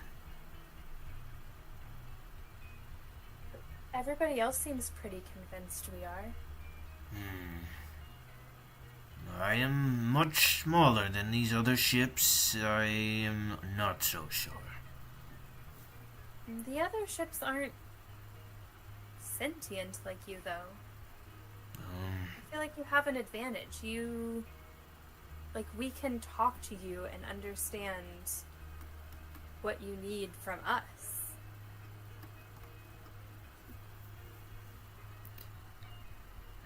I could use some water. Oh, something I'm forgetting. Sorry to interrupt, but this will just simplify the talking too. Once everyone is on the ship and I'm in my little perch up top, Zamiel's going to cast his telepathic bond ritual. So everyone, including the airship entity, the tree, is also targeted. So we can all talk telepathically for the next hour. So you can talk to the tree even in your head. Anyone can. He begins to tell you about Grumbar and explains to you that he said prayers to Grumbar this morning and that he thinks that Grumbar will at least be with us. That's comforting to know. Sounds like Grumbar will be a good help. Percy also I will also be telepathically... casting my mage armor. Nice. Sorry, go ahead. That's okay. Monsieur Gummy Bear? Grumbar. You might have heard of this, as it's one of the 4 elemental deities worshipped in Faerun.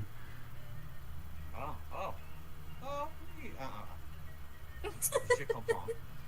He's basically a primordial. Once Damiel's done casting his other spells, he hears that name and then he looks into his spell book at the conjure elemental spell he was about to cast, and he sees that name written down. And he goes, "Oh."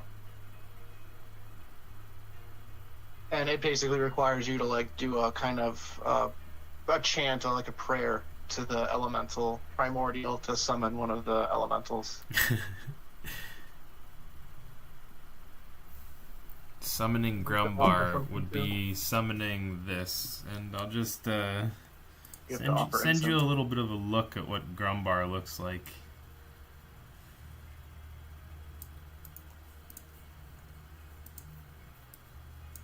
Voltai heard the ship's tree mention that it's feeling a little parched and could use some water. While everyone's continuing to talk amongst themselves, he's sitting there thinking. He doesn't have the ability to create water itself. However, he might be able to apply a bit of moisture to the trunk and its leaves. And before we head off in this race, it's not technically illegal yet to cast magic personally. And so he kind of gives a slight rub onto the helm wheel that he's got a hold of. Says maybe this might help, and he kind of disperses a fog cloud directly in the vicinity of the tree trunk to have it maybe collect some of the water via condensation. GMW also heard that he was a little parched, but his interpretation's a little different. So he Pours takes fucking out whiskey on him. Oh, he no. takes out that bottle of whiskey that he traded the underpants to Percy for, and just pours out a couple of shots and says, "Bottoms up."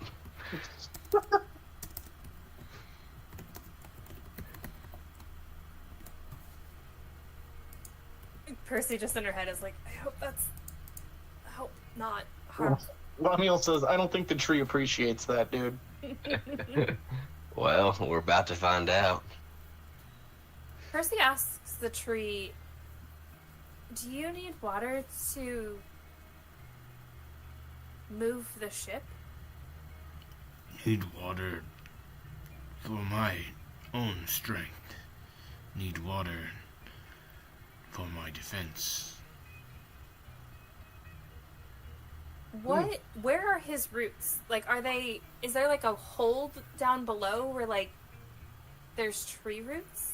Yeah, you can see that his frame, it's basically the base of his stump where the deck is, and underneath, if you look, there's his roots, and they actually extend out the sides of the ship, and they sort of dangle limply out of these holes that are in the actual, I will say generic part of the ship, generic wood part of the ship, and they look like limp locks at the moment, just hanging there without any energy. Is there a place where I could pool water, like underneath him, where it'll stay and not like not leave, not fall out of the ship? Yeah, he explains that if you were to even just pour it on his trunk, that he could absorb it properly. He says, rainfall hasn't occurred in several days, and we've been in flight for a long time. And also, you're in a much drier place compared to where the ship is used to being down in the jungles of Zendrick. Balin will assist as well. He'll pull out his alchemy jug and pour, 8 gallons of fresh water onto Stumpy. Yeah, dumping this water onto his trunk gives almost an immediate reaction as you pour the first gallon onto him, and Percy, joins in dumping this water onto him. You see a reaction in those tendrils. They begin to extend outward and float horizontally next to the ship. Interesting. I'm sorry we kind of neglected your needs. Do you know if there's any way for you to channel my magic, like to use my magic, but through you?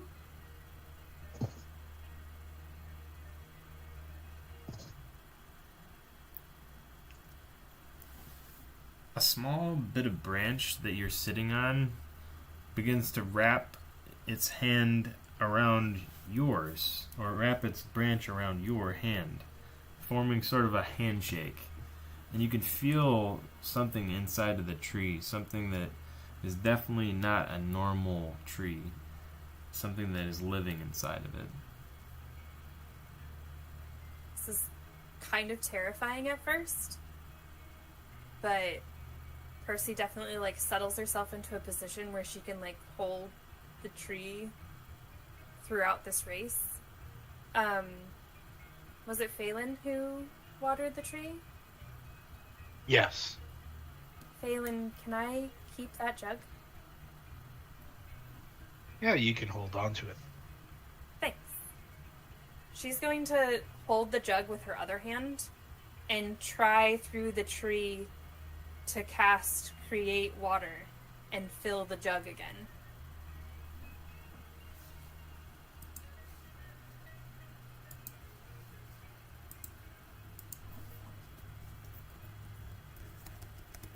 Hopefully the jug fills with water. It can hold as is. It's a 1-gallon jug. So Okay. so yeah, it'll hold a gallon for sure. Okay. Almost immediately, the jug fills up with water so fast that you sort of have to stop your own, focus while casting this spell through the tree. But you feel as though you're not missing a spell slot afterwards. Ooh, okay. Cool. Stumpy, can you initiate that spell yourself? The one that I just did? If I have been watered recently, yes. But in my state before that, no. Okay. I'm so sorry we didn't think about your needs. During this race, while we're connected, you're welcome to create as much water as you need.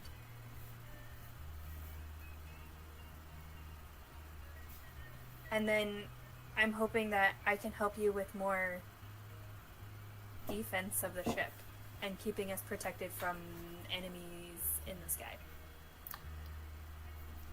The branch that's wrapped around your hand grips a little bit firmer, but not tight, more in a way that is appreciative, and then suddenly a cage of branches forms in a comfortable space, allowing you to move out of it if you'd like to, around you in sort of a protective manner. It sort of senses that you're planning to perch there throughout the race. Nice. Like your own personal crow's nest. I love it. Thanks, Stumpy. I think between all of us, we can win this race. Maybe you're right. Grandma thinks so.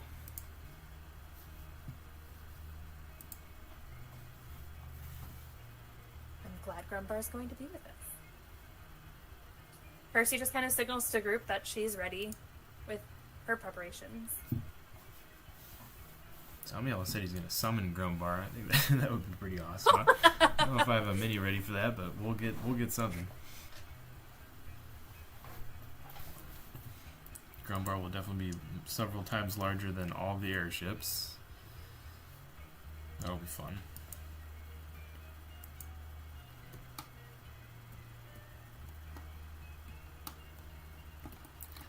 Well, with everybody sort of ready and settling in, we'll say that the airship race begins to kick off, and all of the airships begin to kind of slowly depart. And you see how comical it is that they call this a race at first, because most of these ships don't move at that fast of a speed, or at least accelerate from stop to 25 or 40 respective miles, however fast they really go. Currently, your ship is the fastest, but it's also the smallest, of course.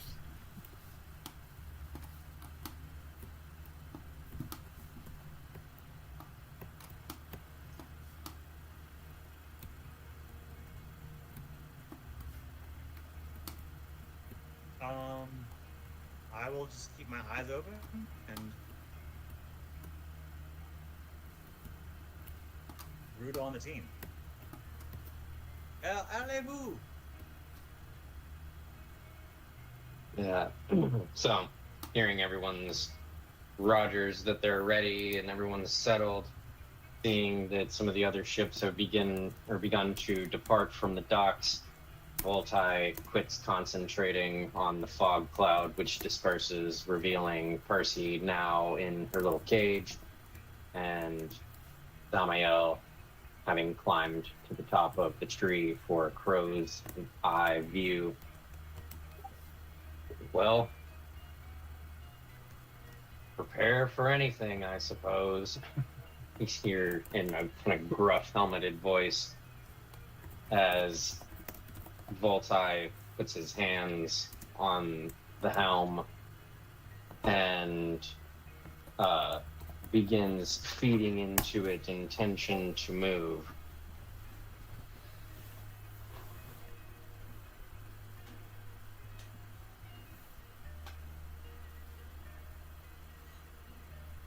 I don't know if you guys caught that, but when we rolled initiative there, Balin was the first to roll initiative, so I said he's the representative for you guys' ship in initiative order. And we've got the Dragon's Mouth, the Goblin Ship, the Skybreaker falling in there in sort of their respective speeds, surprisingly, except the Skybreaker, but that's cool. No worries. We will kick it off with, I believe, you guys in second place. As the first round of the ship race begins. So we're all going to take our turn. Collectively, collectively, Okay. And but we'll all still get like one action or whatever that we could do individually. yeah, and this is a little bit different than combat at the moment because, like I said, this is for tracking the airship race as well as combat anything other actions erroneous that may be occurring due to people tampering with ships or other people sneaking onto other ships or things of that nature. But that being said, there's no combat or battle going on right now. This is kind of simply to give a little bit of organization to the ship race.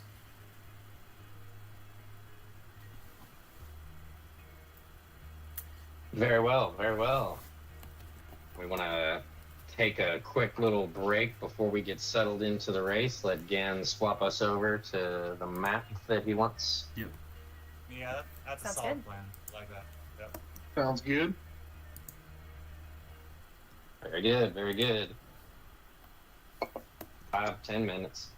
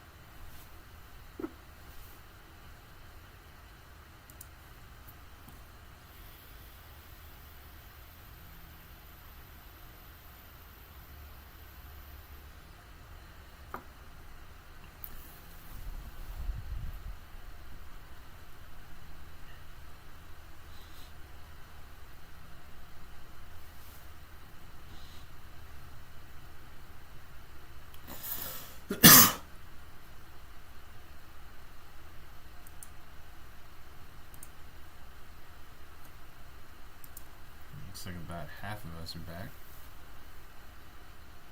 I'm about to say, this break seems to have taken longer than 10 minutes. I was looking at the little thumbs up as the indicator over here. I was like, oh, I like that. And then I don't think anybody read that besides the 4 people who clicked it. Yeah, I didn't. I was just waiting to hear some voices. Not gonna lie. That's my I've bad. been here and I never left. I I should've was said wondering something. what was taking I so came long. back at exactly 9:31 and saw that and was like, oh, look at this. It's nice. Some of us got cookies. Yeah. So. Hey, cookies are a must. I just don't have any right now. I'm sad. I ate them all.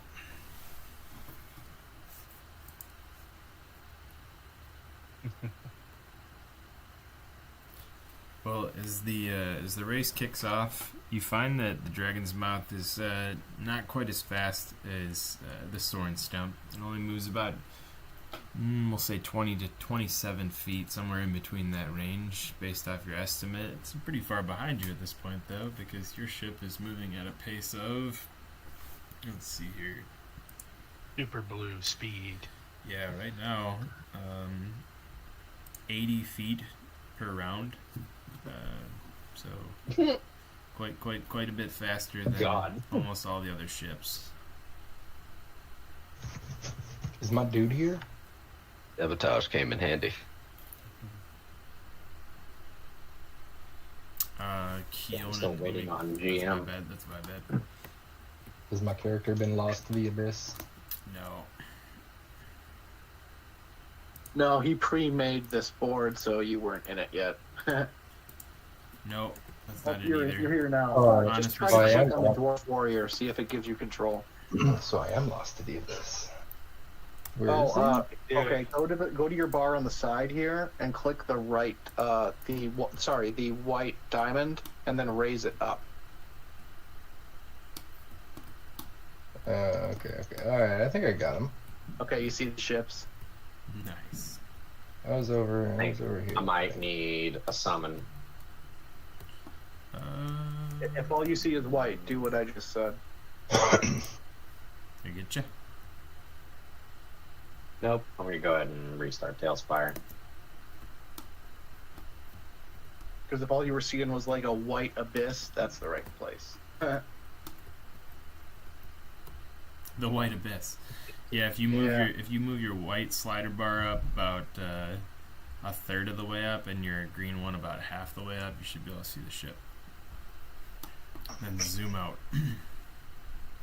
with the scroll wheel.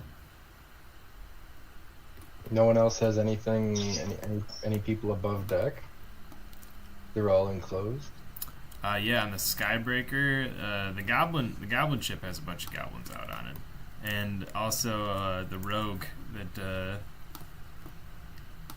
Percy had run into in the dining hall, or the ballroom.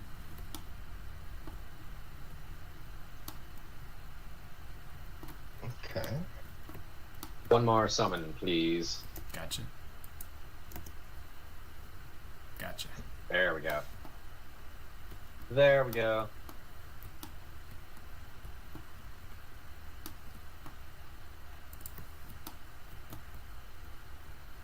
Yeah, another thing with seeing like other minis and stuff is this follows a line of sight rule. So if like the minis on the other decks of the ships, you won't be able to see them because your character technically can't see them.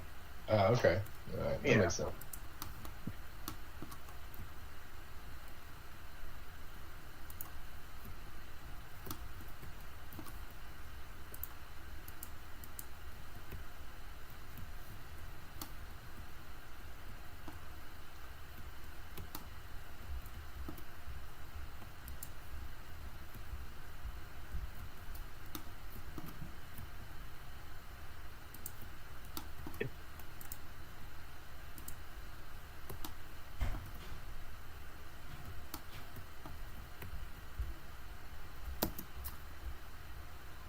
After seeing that ship fly by, or fly behind you, I should say, and you kind of surging ahead of it, it is actually your turn at the moment. You fly a whole, 80 feet or so in front of this thing. Well, I should say 80 feet out in front of the start of the race. and it's some 50 so feet behind you in your trail.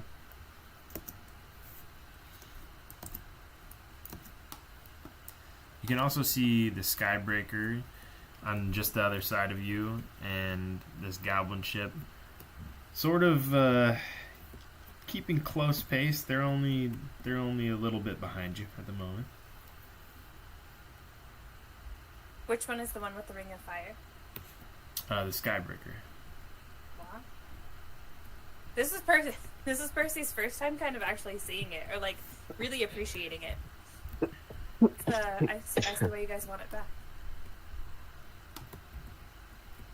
Oh, That's that's your old nice. ship. It's got some nice rooms in it. No kidding. Does everyone get their own bubble? Bubbles do seem to have rooms in them. Yeah.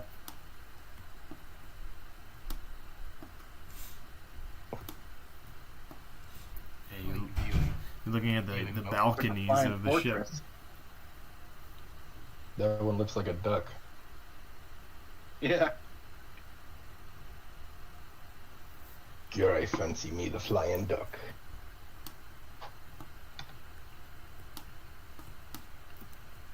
Yeah, the goblin ship looks like just two massive air balloons that have been basically engineered to what is just a massive heaping kind of oblong shape of wood with various the feather panels flying out from either side that look like little turret spots.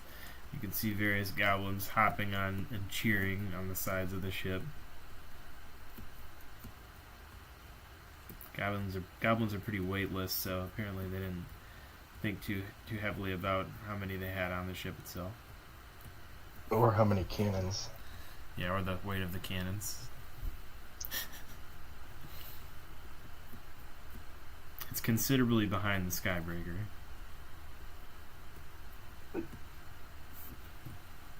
Yeah, it sure looks like the slowest ship. Yeah. At pace it is. And we sabotaged it. Moving through the Come initiative on, orders. sabotage the goblin ship? I sabotaged them all. Double sabotage the goblin ship? Well, you think all is well. I mean, you guys are out to like this fantastic start. You're cruising along at pace, and on your turn, as a matter of fact, so you guys all have a chance to sort of react to it. You see this massive storm cloud forming, and I'm gonna say Voltai because it's most appropriate for you, probably. You know, while you're steering the ship, you look around and you see this storm cloud forming, and it's not forming on the skies around you, but more on the skies above you. And it seems to move with you, like an angry little Mario cloud. Oh, wonderful. Here we go. If We it are way rains, too that would high in help the elevation tree, for no? this.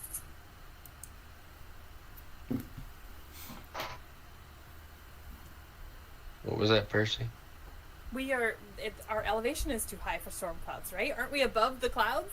Yeah, you guys are literally like above the clouds, and you also see this terrible, angry storm cloud forming just above you. Like I said, it is I'm gonna only die. above you, and it is moving with you in pace.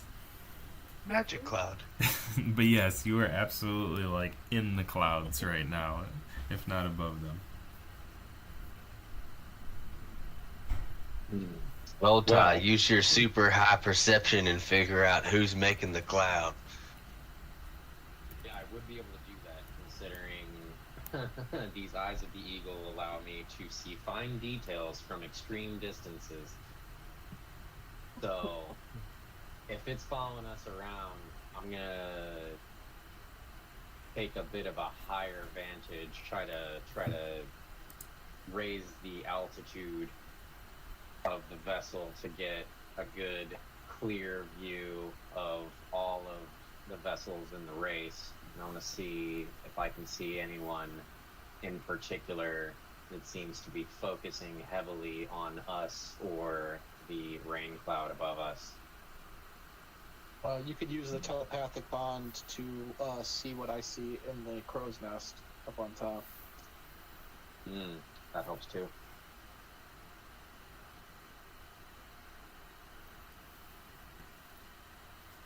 But you might be limited by my vision, then, so I'm not sure. Which is better. I have basically Lego size right now.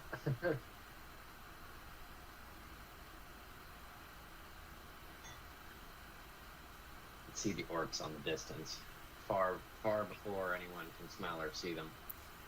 I'm sorry. Were you saying that you were using Elegos to do this, or were you using Dan's eagle eye vision? No, I'm gonna use my eagle eyes, raising the ship up so that I am up above the other vessels, so I can get like a downward facing view at them to see if anyone's on the deck facing us or the Gotcha. rain clouds of any of the other ships. Yeah, you do notice on the goblin ship itself, on the deck of the ship, the rogue that Percy had interacted with in the ballroom is focusing and murmuring something.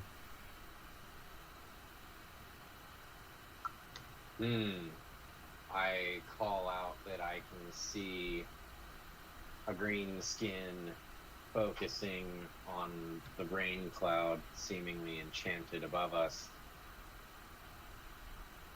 There's not much I can do to get away from it, but I'll keep it steady. If someone else has the ability to dispatch this harrying goblin.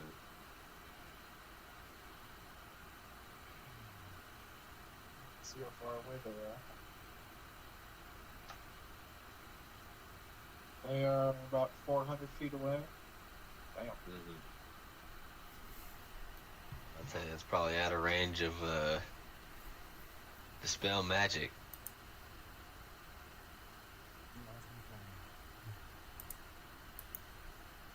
Pretty sure that's even out of range. What if we just outpace the ship itself until we're totally out of the goblin's range anyway? Yeah. Well, we'd have to pick up some speed. Well, I'm gonna maneuver for speed then.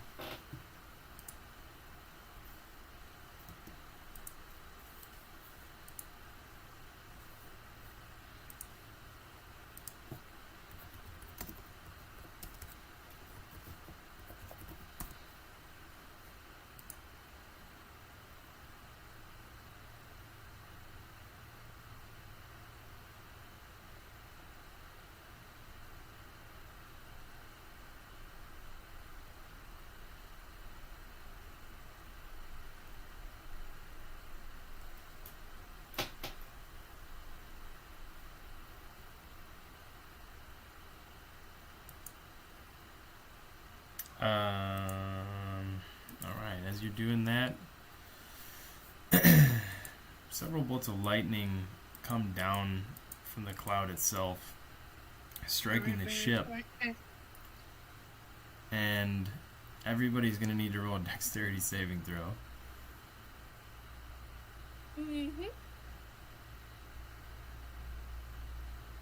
Naturally. Bet I don't have absorb elements to use.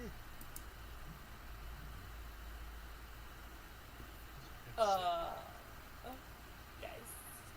Jeez. We're rolling like trash right now. Oh boy. It's not looking good, folks. Oh my god. Oh no.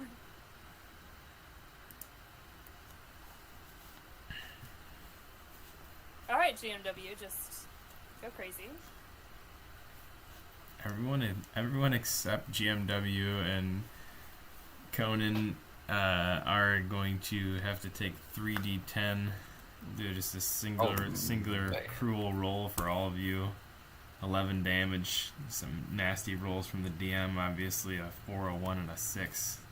Some mercy for you guys. as you electrify and become shocked by lightning that crashes down on the ship. And the ship takes that damage as well.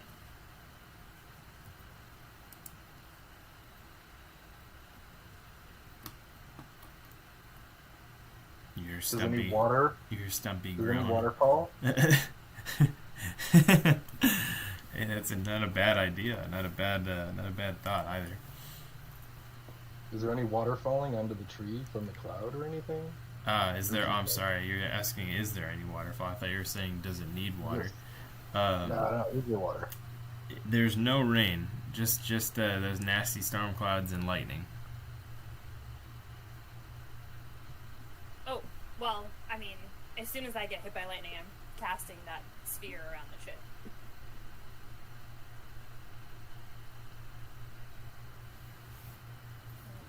The sphere is near. Yeah. She's casting Resilient Sphere. Yeah. See if it lets me put the...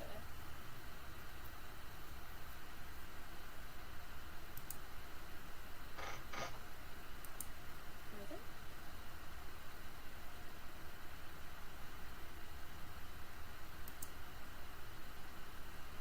That's weird.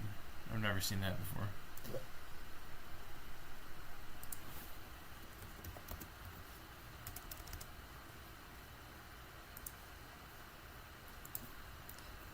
This is kind of a long description, but I'm just going to post it in here. Oh shit, we both did it. Here I'll it is. just delete mine. It's Okay, cool. okay. I was gonna say 2 is always better than 1. A sphere of shimmering force. Ooh, that's pretty awesome. I've seen this before. That's what we put around the bear guy. Did you do that before the lightning? No, Okay. it would be my reaction to the lightning. Okay. I was gonna say you could totally do this before the lightning too. Yeah, I feel like Percy would be like waiting for something, like some sort of danger, and like. Yeah, we had our chance to cast stuff, and we kind of chose not to. I like it.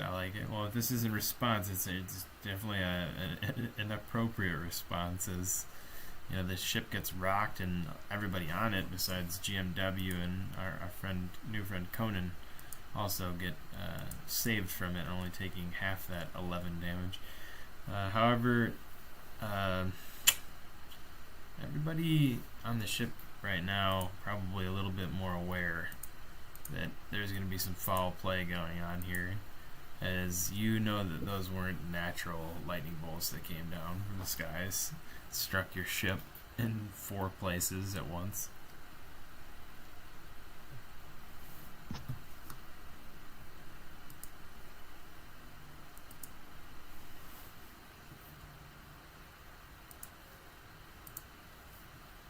How much did you say? John, you were extremely quiet for some reason, and I don't know why. Oh. Is this better? How much did you say? How much what did I say? Damage. Damage, 11. Okay. Yep. I don't know why Done. you were super quiet for some reason for me. I'm so quiet. Okay, hold on. I'll put my headphones on. I'm trying to do the regular microphone. I don't know if that's the same for the rest of you guys or it's just me. It sounds normal to me. Yeah, could be He just me. sounds quiet to me as well. I think I turned him up. I turned you up quite a bit too. I turned you up to 120, I think. 102, 123 now. Now John's gonna deafen me when he's got his good mic on. It's a terrible microphone. I can hear you much better Whatever now one. though with the USB. 123. I'll just keep you higher. That's my fault. Alright, well, after that, nothing terribly interesting happens besides the ship getting struck by lightning. All of you sort of have a chance to react to it. Anybody wishes to do anything else on their turn, speak now or forever hold your peace, because it Do will I have fall. Do I have any beer in my keg? I would hope so. It's a really important question. Does anyone want beer? I want to pour a glass. Time to get wasted. And Sin's gonna start. Like doing some type of song, and it's an attempt to get Voltai in the zone, giving him bardic inspiration. I want to offer Hell Voltai. yeah. Like inspiring It's like he's speed on chase the- music. No, it's like he's on the treadmill and you guys' favorite song on, and he gets in the zone.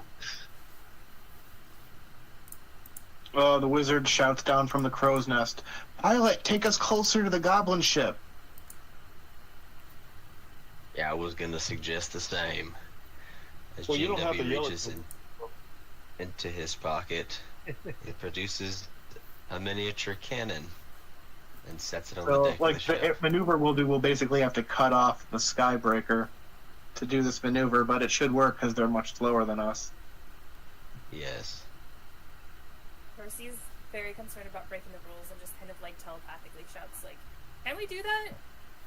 They're breaking the rules.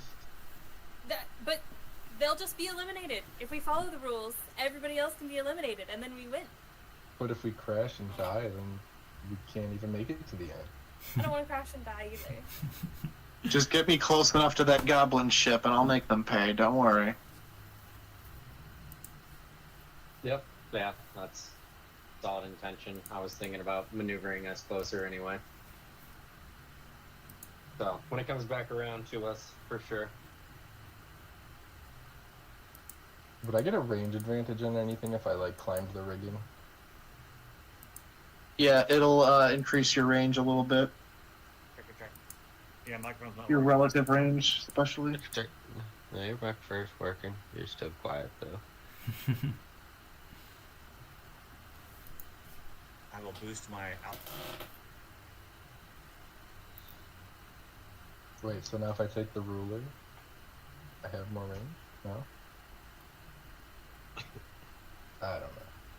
Yeah, you could throw to about 80 feet, so something will have to get close before you can 80 close feet? it. I can hit their bubble. Yeah, you could potentially hit the ship, but unfortunately that's the ship we don't want to damage too much. Mhm. Nah, okay. You can save it for the gobos. Yeah, you could bash your hammer against it, but save it for something that comes at us. Or another ship that we don't want to take.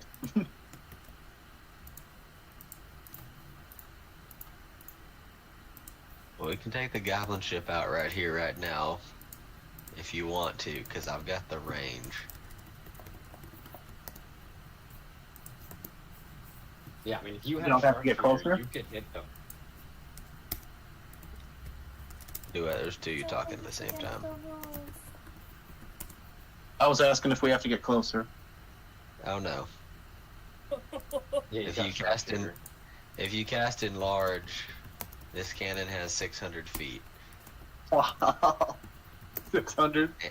Oh, and it's a oh, goddamn. it's a mundane item.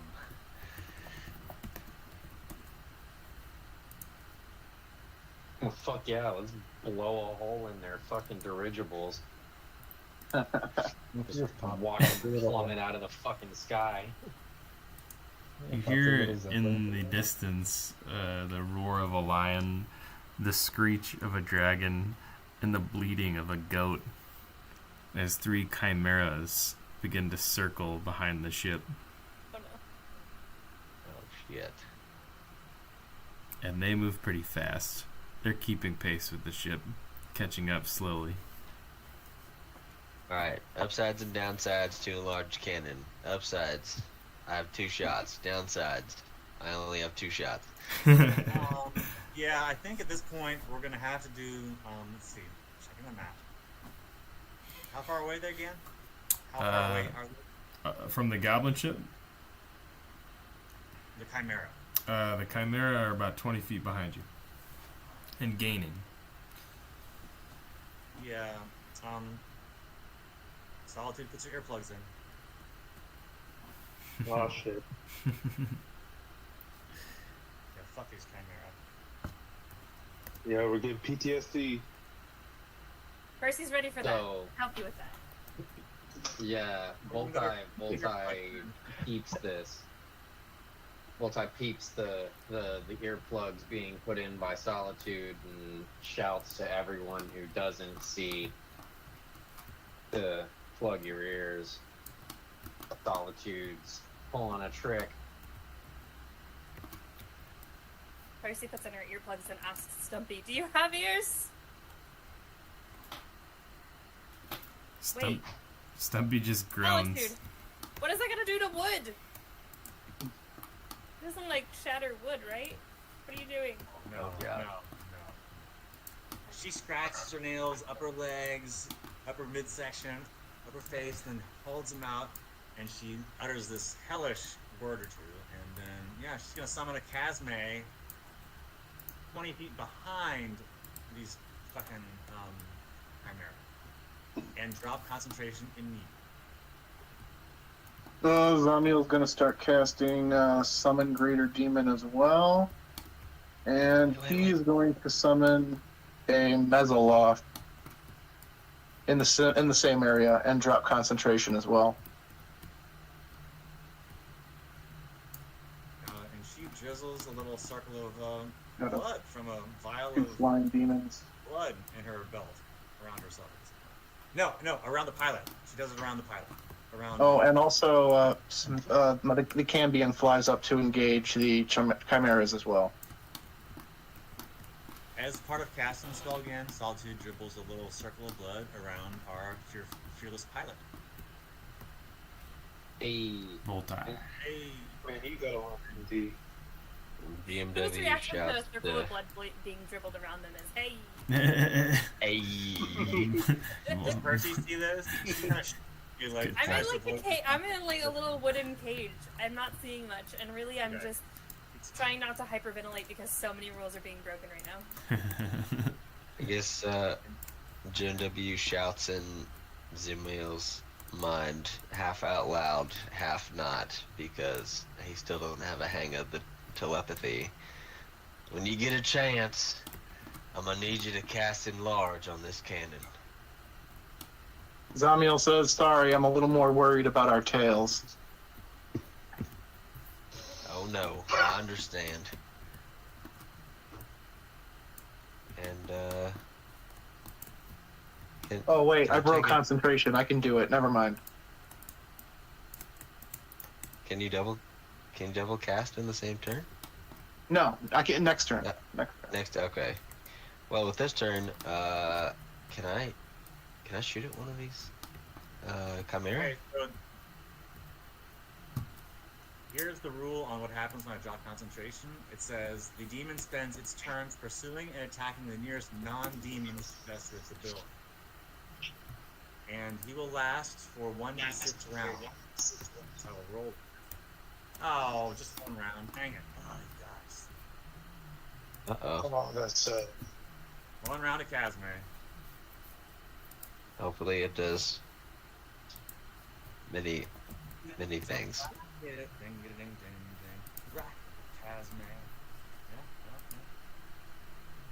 Yeah. Everybody just attacking at once? Whatever. I guess I'll do my rolls too.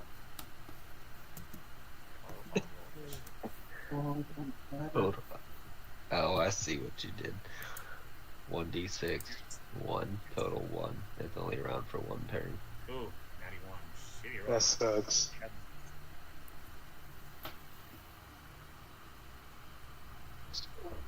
Three, Okay. 8.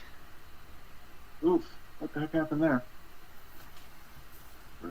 Natural 1s from both of y'all.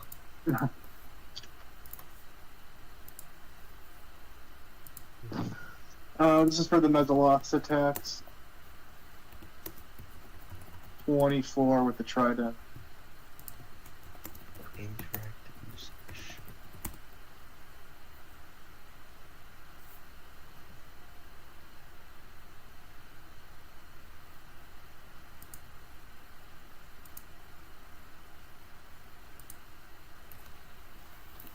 You guys don't have to roll initiative. And then these attacks are for Sven's fire raised.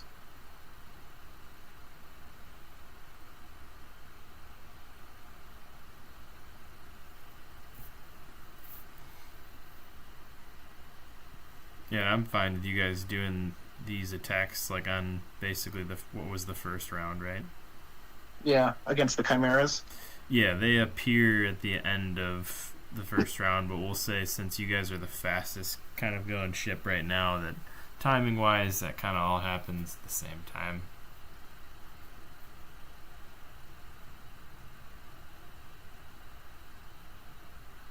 Yeah, take a couple All shots right. at these.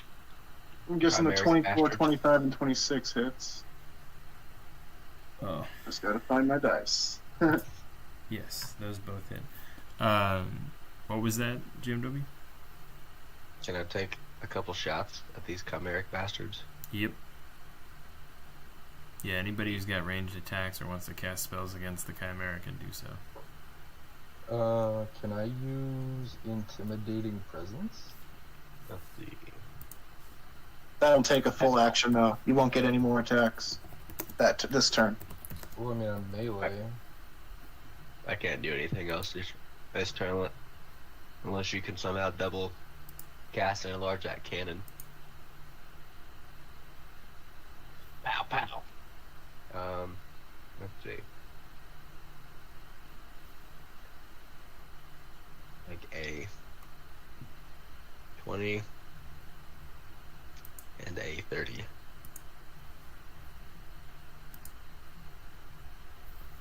I'm gonna do my damage rolls. I don't know why everything is rolling with advantage. Oops. Gonna roll in. Bray. Yeah, those are all hitting the Chimera, regardless of advantage or disadvantage.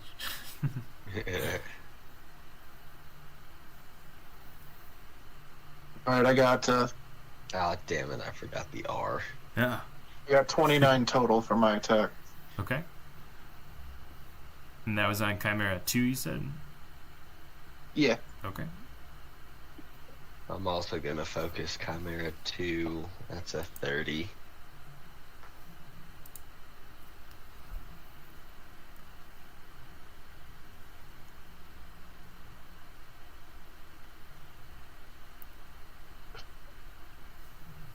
All right. And Keonan, I know you said you wanted to use intimidating presence. Were you trying to use that on a specific one? Whoever is closest. Okay. That'd be Chimera 2. Let's go for number 1. Or you can go with Chimera 1 too. That's cool too. Nah, we'll just keep focusing the same one, I guess. And that being said, gotta roll a wisdom saving throw, right? Let's see. Yep. I think you gotta be 13 or be frightened. Yeah, 8 plus his charisma and his proficiency. Let's see That's here. definitely better than 13. Yeah, Probably. I was gonna say, I think what's your charisma modifier say on your character sheet, Alex? +1. Okay. Maybe not. And your proficiency bonus should be, what was it, plus... Where are we at now? +4?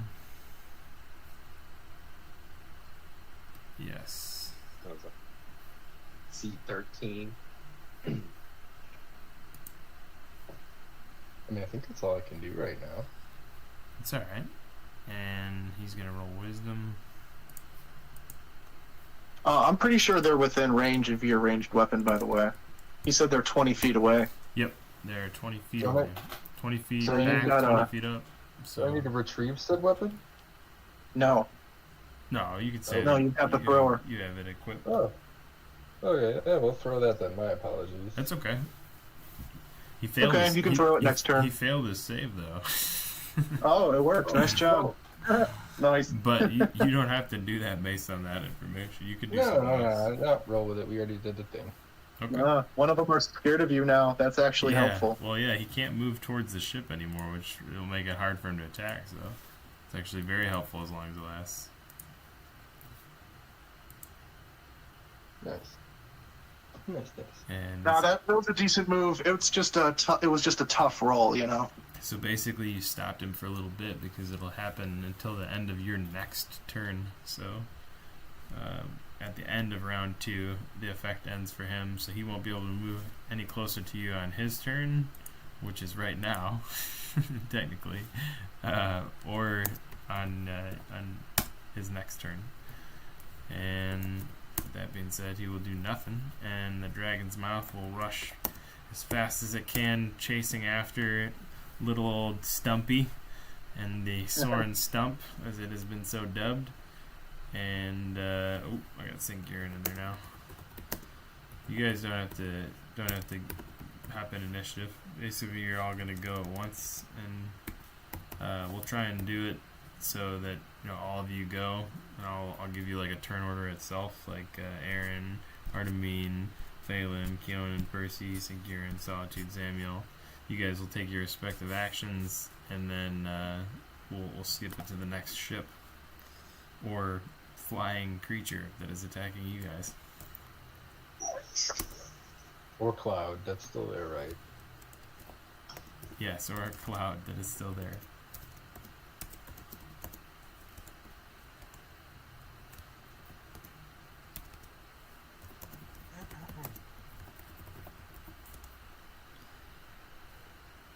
Yeah, that might be one of the few spells that actually has the range to do that. And again, my Casma got a 1 for initiative.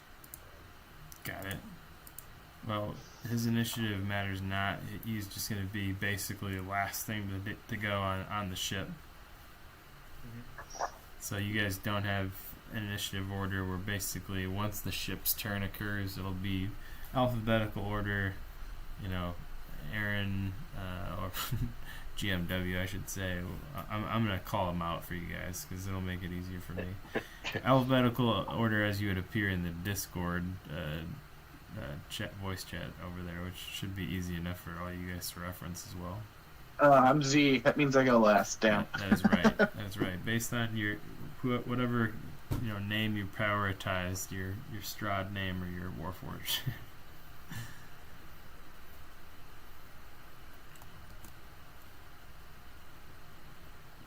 And Chimera 1 flying behind you, not afraid of the ship in any way, shape, or form, is going to fly 30 feet downwards or 20 feet downwards towards the ship. And yeah, I think this is going to be... Okay, so any creature again that starts its turn within 30 feet of my Casma has to do a DC 12 con save. Okay. Where is your Casma on the back of the ship? It is 20 feet. It was 20 feet behind the Chimera when I cast it. Okay. I've also got a weird insect demon and Sven Ashtar attacking Chimera 2. If you just give me a flying Sven mini, I'll use that to mark where they are.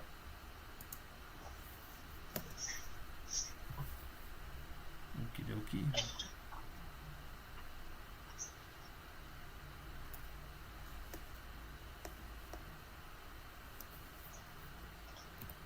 Why did I not make Sven Ashtar unique?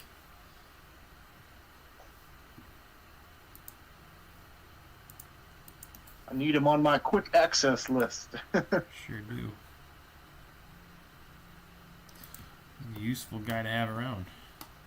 Alright, let me make him flying, and I'll give you control of him. That should do it.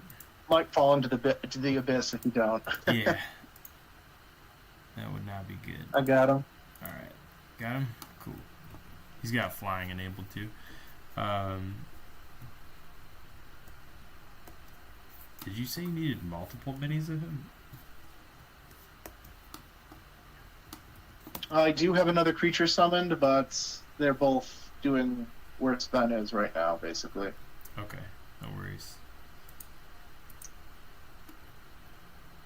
And then, And one of them's not really under my control technically, but I'm doing the rolls. just for reference, So if you decide it's doing something else, by all means.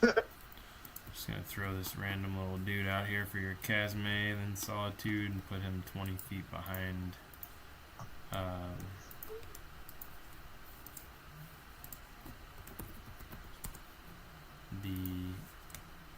chimeras. Sorry, my brain And focusing on a lot of shooting things. players only if they start their turn. They have to start their turn. Start their turn within, what was the distance? 30 feet. 30 feet, gotcha. Yeah, so they are starting their, at least this one is starting his turn within 30 feet of you, so that would certainly trigger it, right? And I will do that now. Con save coming at you. And it is a 9, which he fails. Yes, okay. So he falls unconscious for 10 minutes. Ooh. Oh no. I'm going to disable flying for him then. Just fucking plummets out of the sky. Yeah. 10 minutes, that thing is gonna hit the ground. Yeah, Oh I think That's so. that's It's not going to be a... Hopefully there's water That's a underneath wrap. them for the sake of, like, PETA perhaps listening to this.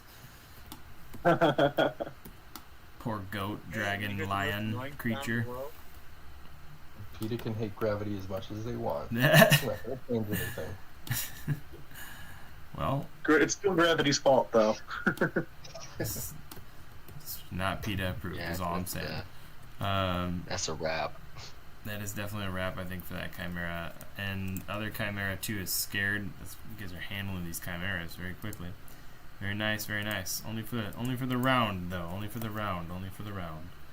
And that should be back to you guys on the ship. And in this case, we're going to go, like I said, just alphabetical order, what you see in the Discord server. So Aaron will be up first, GMW will be up first, Volti up second, Phelan up third, Keonan fourth, Percy fifth, so on and so on, down the line. Conan, my friend. Just Conan. Well, damn. I need Zamil to work his magic before I can do what I'm gonna do next. So I'll pass up my turn. I am going to. Can I just give up my action so he can do his thing, and then we can skip my turn later? And Well, I guess we're not to attack with creatures, though. If you guys I'm need trying to to make this switch, simple. if you guys need to switch turn orders to accomplish what you need to accomplish, I'm fine with that. Just That seems fair. keep it in mind. That's all, for yourself, because you're Yeah, just that's a trying to get straightforward way of doing it. an action in before the turn gets passed. So basically, I'm gonna try and make sure that happens for everybody by doing this alphabetically. But if for strategic sake, it makes more sense for Phelan to say go first, and then Singurin to go first on the next turn. I don't care. Just I want you guys to all get a turn. That's all. Okay. Well, in that case, Zamiel, I need you to cast Enlarge on this cannon. Alright, I will cast the spell and concentrate on enlarging the cannon, and I'll just do my attack with my creatures, and that will be my turn.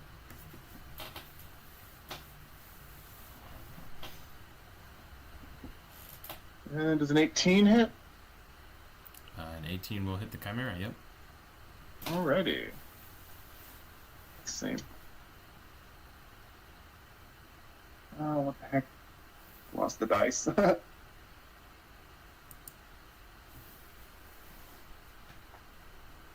Toss them into the cloudy abyss.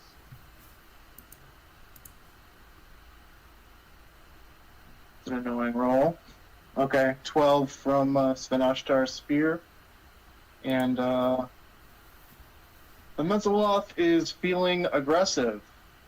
It is going to teleport over the deck of this ship here, the Skybreaker, and it's going to cast its Cloud Kill spell at the helm of this ship. Sorry, right Just here. say no. You rolled those in the tip Yeah. chat. The aggressive demons are very aggressive. I was wondering where your rolls were. I was like, what is happening right now? Just copy. Yeah, so just Svenashtar attacked, but I did a private roll, and the demon rebelled and attacked freely. If you're So curious. it's gonna cast its Cloud Shit. Kill spell I put at that in the at the Curse's Shroud. Skybreaker's helm. That's hilarious. Even better. On top of that shit. Try people are gonna be Beautiful. confused. There's a poor guy up there. Yeah, hopefully their whole crew's not standing up there. There ain't about to be a poor guy up there. It looks like their seating and map area. I will paste the Cloud Kill spell description. So The let's hell. hope yeah, let's take. Hope it takes a hard right turn into the Gobos. Who knows what they'll do? Yeah, but yeah, Demon, he rebelled. I mean, I had no control of him anyway, so there. He just cloud killed the deck. Oof. So it's a 20-foot spear. I mean, we're in the air. Maybe it'll blow away. I don't know. He's just feeling aggressive.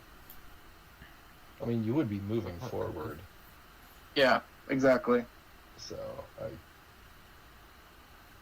feel like that would still hit them though, at least for a turn, right? You're close enough to the Skybreaker where you hear the coughing and retching as the yellow smoke kind of consumes the ship and starts to work its way around its various corners. Poor bastards.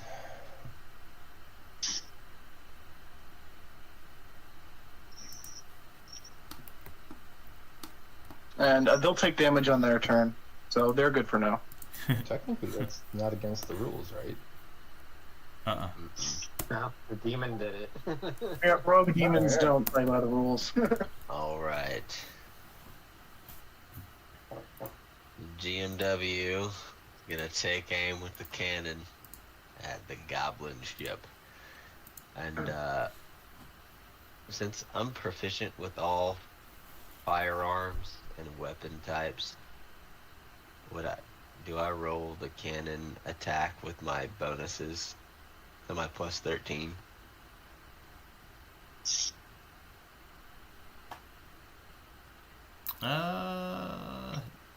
I would say yes. All right.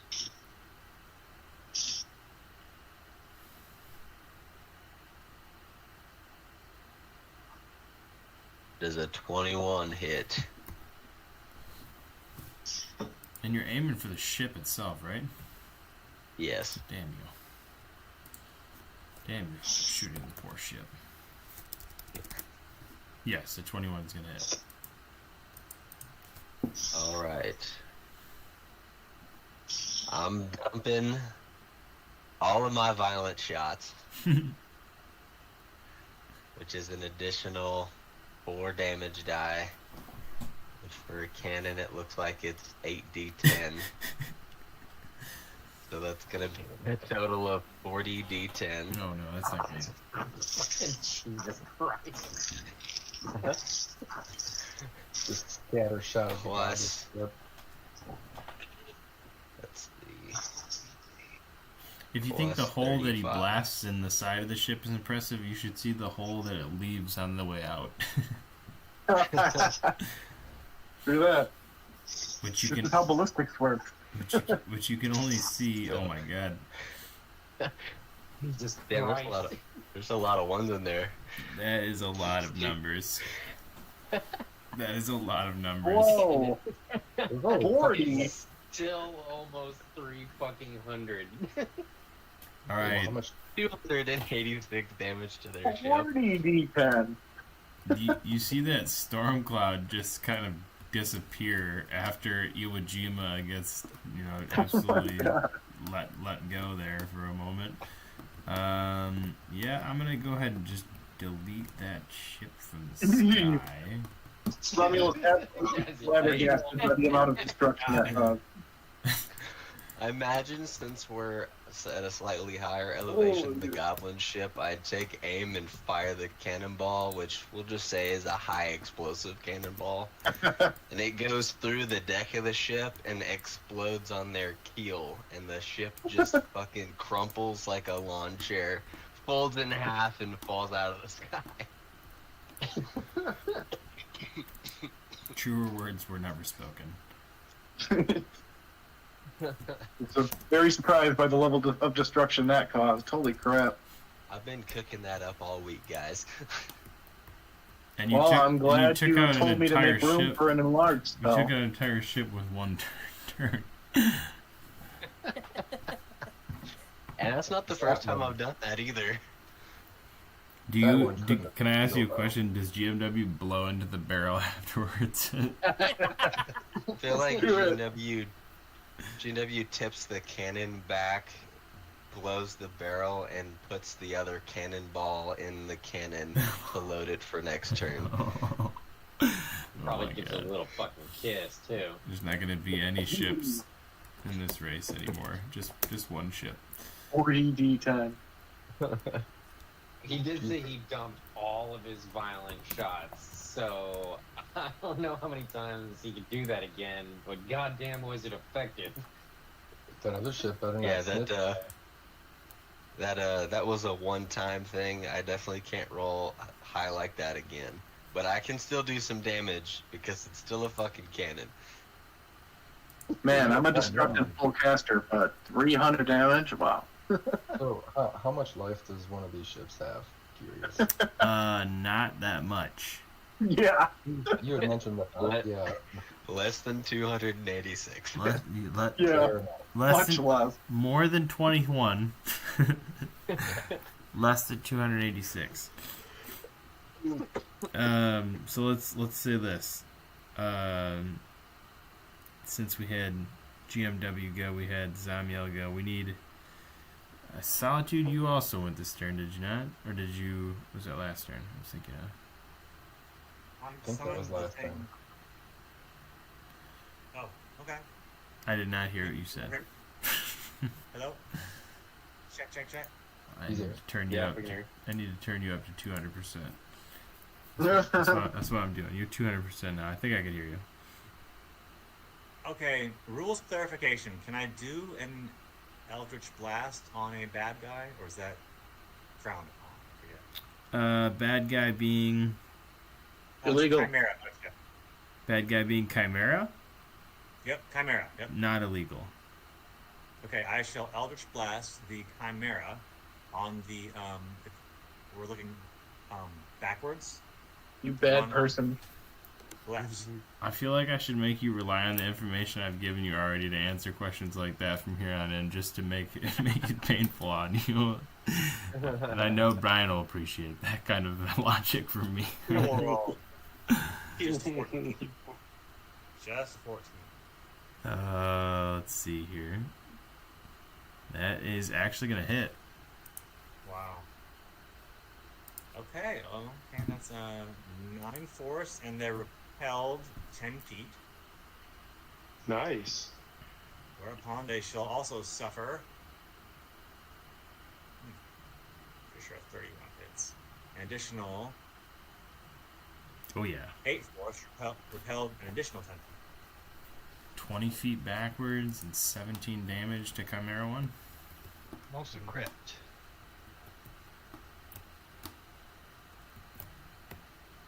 Or Chimera 3, I should say. Sorry. Boop. Not good. Did he die? I just dropped him down. No, he just got knocked back 20 feet. And then forgot how Ooh, to fly. 20. Nice. You must have an extra feat for that one. He just hit him twice. Oh, okay, that makes sense. The one I'm thinking of. Yep.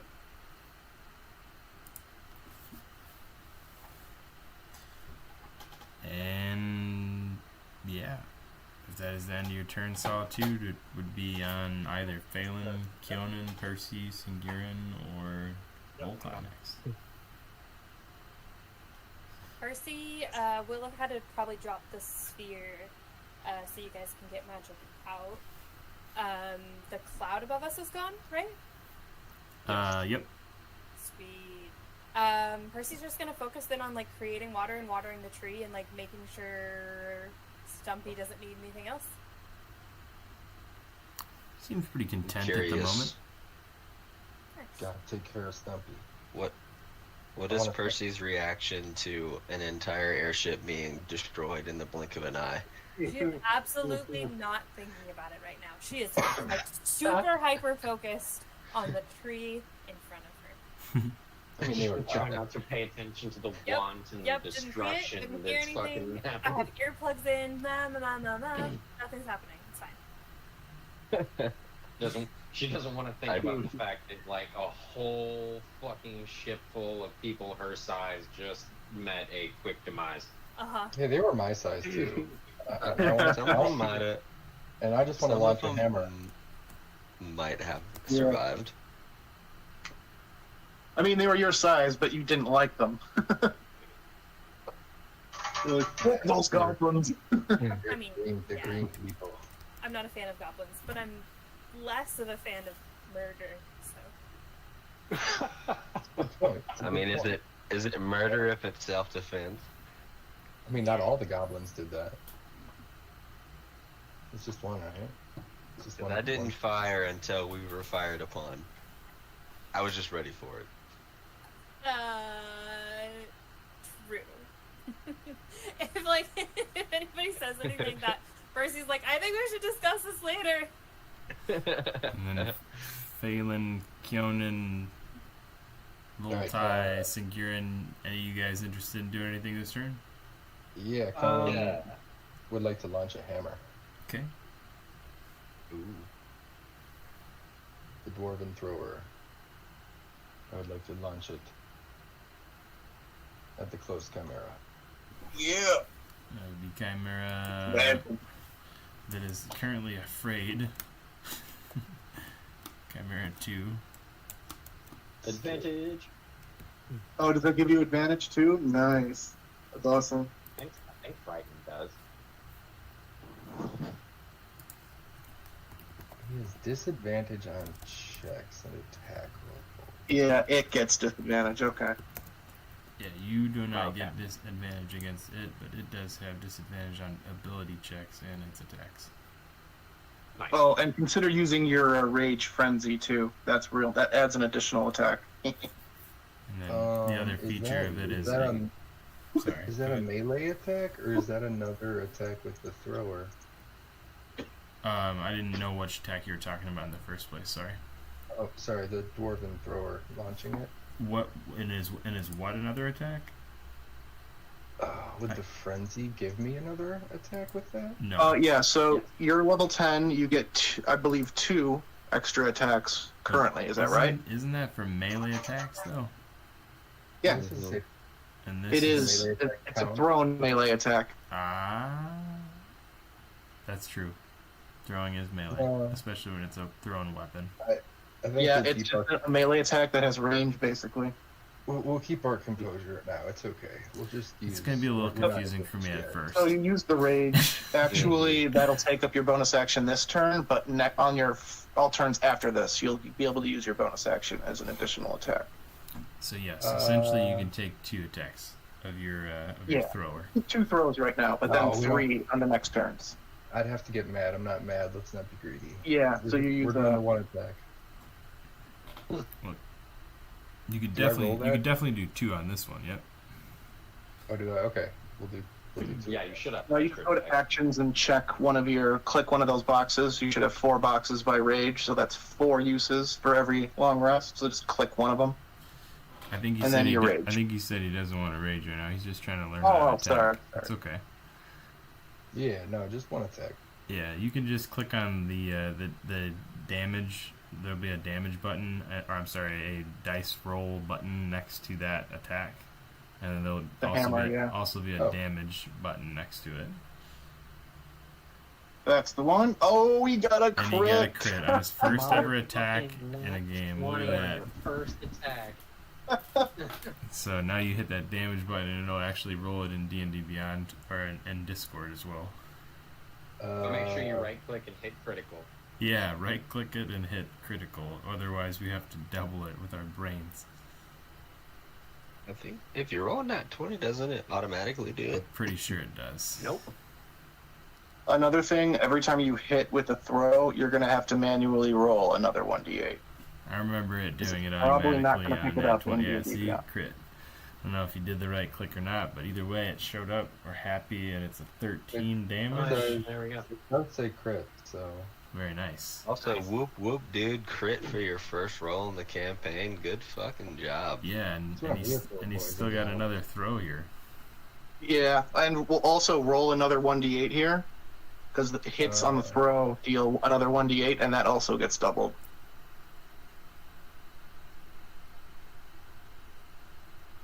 did that That show up? is a total of...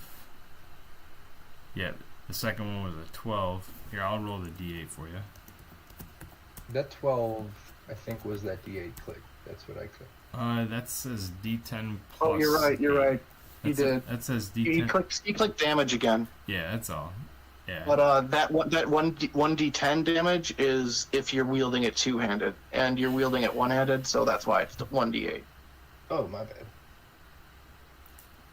It's all good, dude. D&D Beyond is... Yeah, dude. It's a little confusing. There's a few buttons. I can give you a live tutorial. Can I just do the dice rolls? What are the rolls? Yeah, just click damage again. Your regular 1d8 damage again. It's alright, I got the d8. It's a 6. No worries. Sure. Okay. Mhm. Now double it. So you did 13 plus 12. Nice. 25. And now you can do your next, your second attack. Yep. Alright, and that's the same button, right? Yes. Yep. Oof, but oof. Highs and lows. Dang. Wow. That's how it goes. Wow. The Offray God giveth, and the Offray God taketh away. Seriously. So I crazy. guess that's D&D Beyond, but... It is indeed. Well, being that it's a nat 1, we will we'll move on from that, as it's an automatic miss. With your hammer is now gone forever, unfortunately. Yeah, right. At least that one in particular. Hopefully that wasn't your favorite one. That was the only Yeah. Yeah.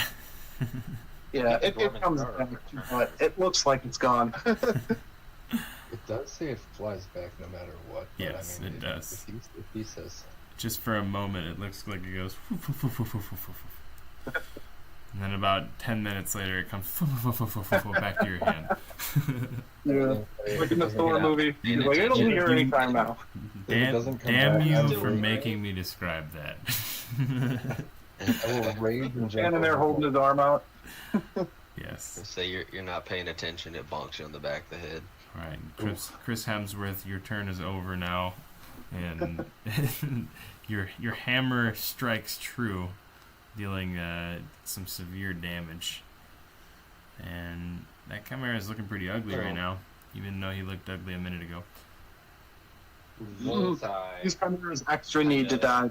Apparently, these are the creatures who killed part of the former party as well. So Yep. most of the people are extra angry at these They're creatures. mad. They're angry. They got a grudge. What was Voltai doing over there?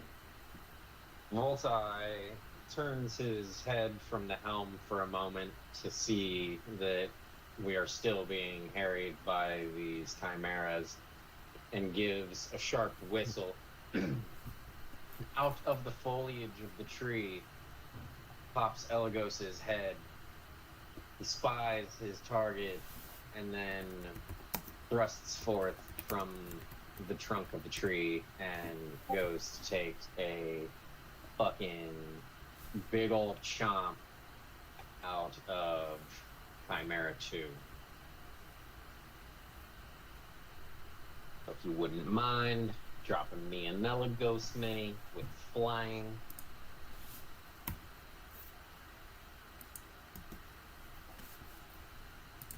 Gonna get up in this Chimera's fucking business.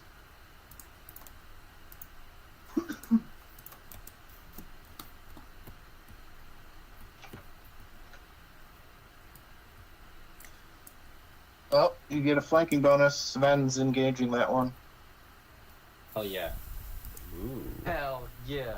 Alright, so let me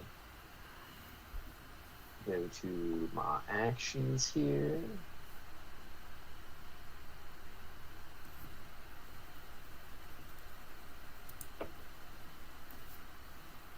19 to hit.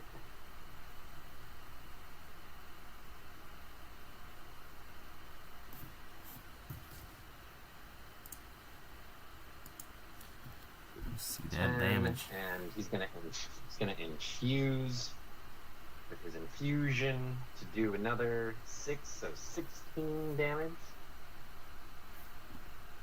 Where literally all of it is like. All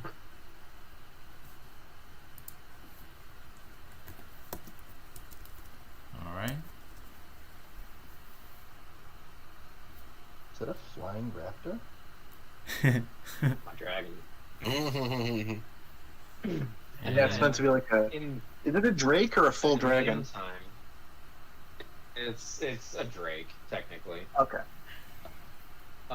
And in the meantime, Voltai is going to try to maneuver aloft to get a more aerial position over top of the dragon's mouth and the skybreaker. In the process, hopefully, swinging the propulsion flames of the ship across the chimeras. Make it a little crispy. Roll a wisdom check. So let's see here. We'll go with perception. Perception. All right. Seems like a fair one. I think it's gonna be good. 28.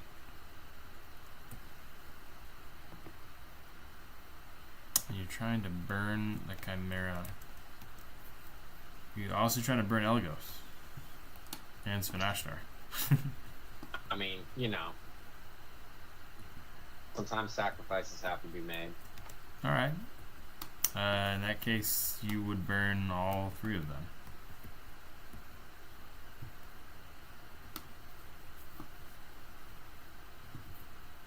Is anyone else getting attacked by chimeras? So is anyone else getting attacked by chimeras? It just does. Just you No, guys. they're attacking us. And all of those are taking 23 damage to find themselves in the flame, which would be Svenashtar, Elagos, and Chimera 2. However, that's going to kill Chimera 2. Yep, Alright. Elagos is fine. Sven takes half. He's got fire resist. Nice. Yeah, Good to know. yeah. Elagos doesn't go down.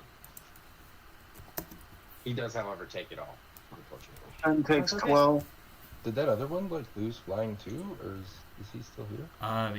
It got basically put to sleepy time, knocked unconscious by Solitude's Kazame, and for 10 minutes. So I'm sure you can imagine how that resulted for a flying creature that's in clouds. That was right another now. lucky roll, like your intimidating presence. Indeed.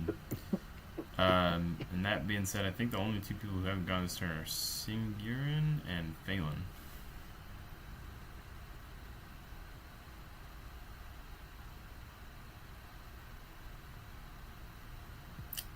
Then you can go. Yeah, I was going to use the spell magic on the clouds, but somebody took care of that already.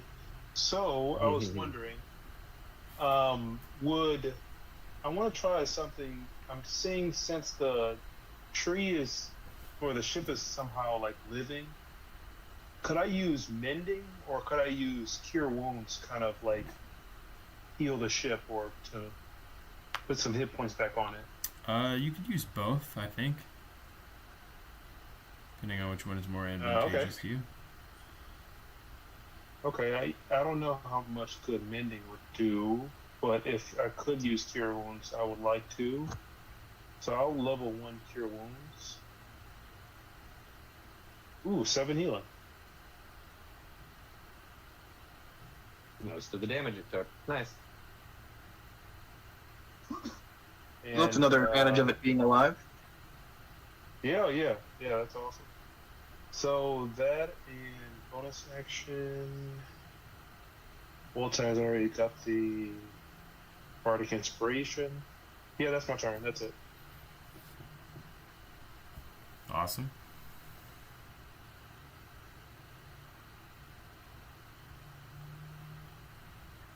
And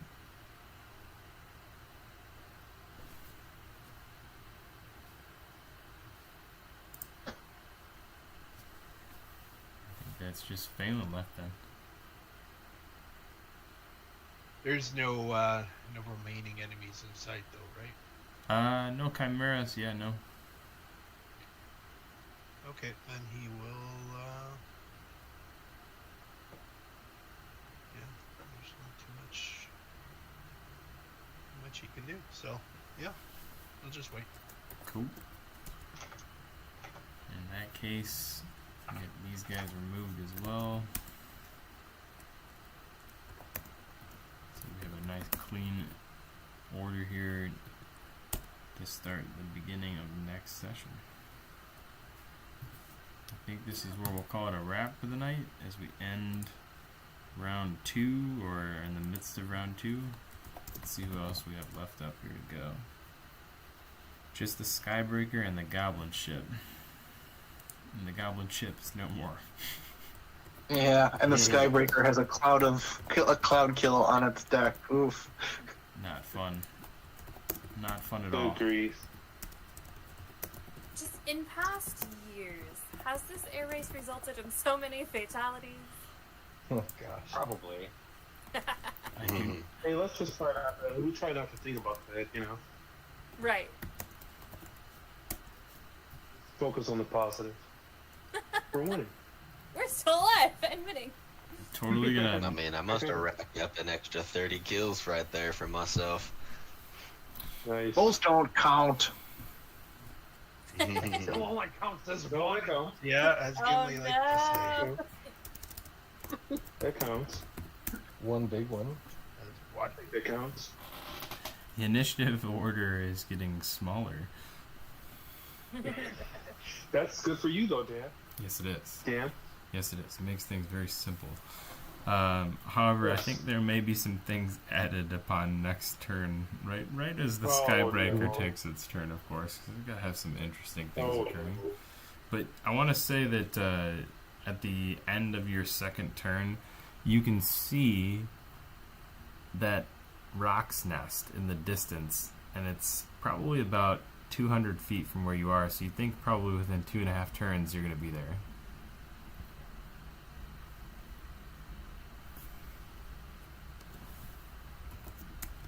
And with that, Keep that in mind. we'll break for the night, and I hope all you guys have an excellent week. We'll catch y'all next week for the part 3 of the airship race, as it will be dubbed on YouTube and Twitch. All right, sounds good. I think that went pretty well. I was not expecting an entire airship to get blown out of the sky by GMW, but I think I should have been expecting that, to be honest, so shame on me. I still get an assist for that one, right? Definitely. I hope that didn't throw you off too much. No. I expected complete chaos. What I expected, to be honest, was for ships to be blown out of the sky a lot sooner than that. I just didn't expect it on a single turn. That's pretty awesome. Yeah, need a little setup. It made for a cool description, too. Yeah, that was awesome. That was awesome. Alright, guys. Well, I'll catch y'all next week. You guys have a great week. You too, Good Brady. night, everybody. Been a pleasure. Good night, everyone. Good game. Not, Good night. not.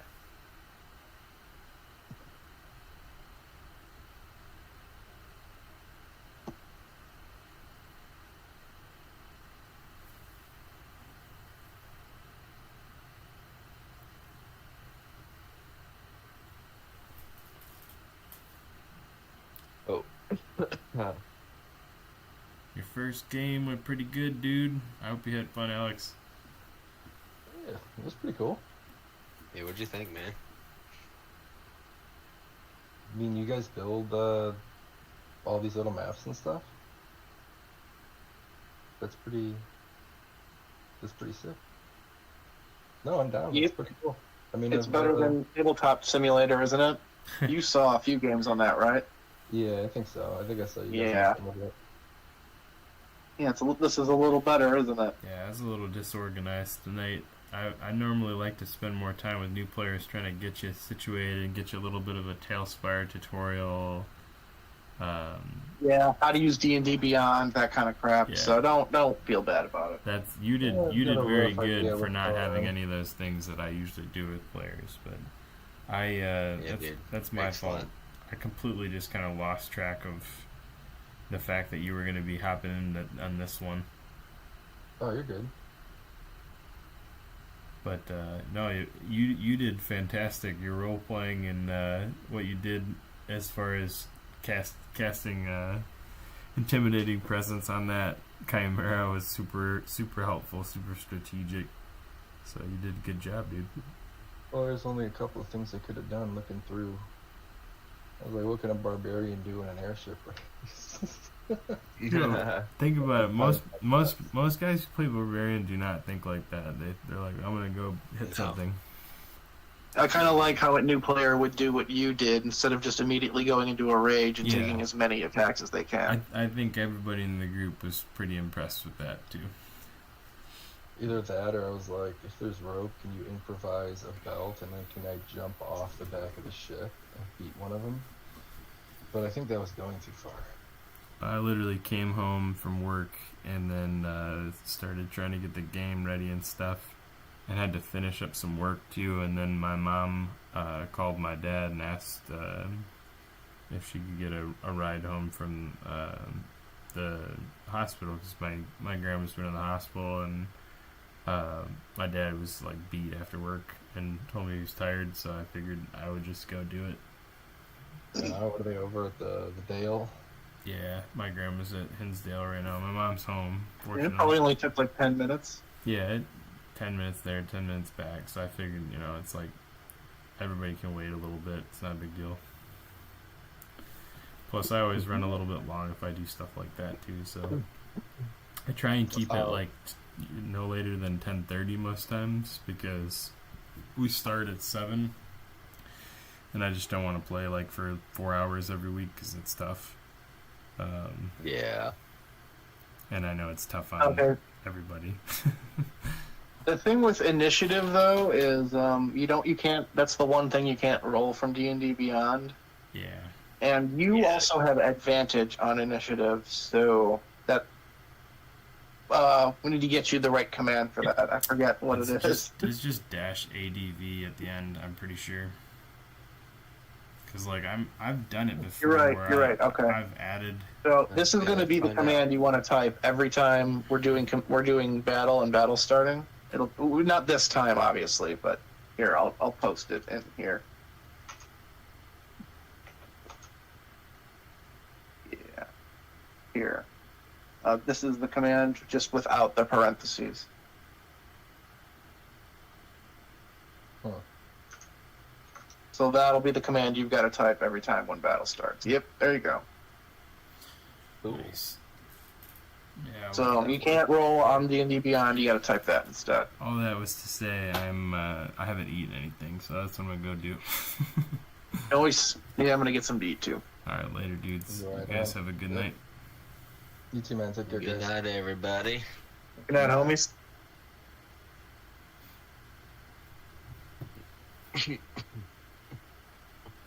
What should I eat now? Is the question. Wendy's. No, I've been trying to eat healthy. Can't go wrong with chicken and rice. That's true. You gotta cook it though. Yeah. You get a skillet, throw a piece of chicken on there, 8 minutes each side is perfectly like on medium heat or medium, probably like between medium low and medium. It makes a perfectly juicy chicken breast every time. Sounds pretty delicious. Fuck. I appreciate you going along with my canon shenanigans. Oh, dude, that was awesome. I didn't go along with anything. I knew you were planning some crazy shit. You were talking about the cannon. That was really fun. I saw how much damage it was. And I was like, I thought you said like 4d10, you know, like, but you said 40d10. Yeah. I was like 40d10. 40d10. That is hilarious. But no, dude, I'm glad you had fun. It's awesome. Who else could say they fucking shot an airship out of the sky in the D&D? GMW. Yeah, GMW is built to delete shit. I'm gonna go raid this fridge. Of course. It took a shit ton of resources to do it, but it was totally worth it. Yeah. Alright, man, I'm gonna go raid this fridge. Yeah, we go to bed. Gotta do work in the morning. Hope you get some good sleep, man. Yeah, hopefully. I will catch you next. I'm sure I'll shoot you a message. You shoot me one in the next day or two. I'm fully expecting to talk to you before next Thursday. Yeah. Night, bro. Sleep good. All right, good night.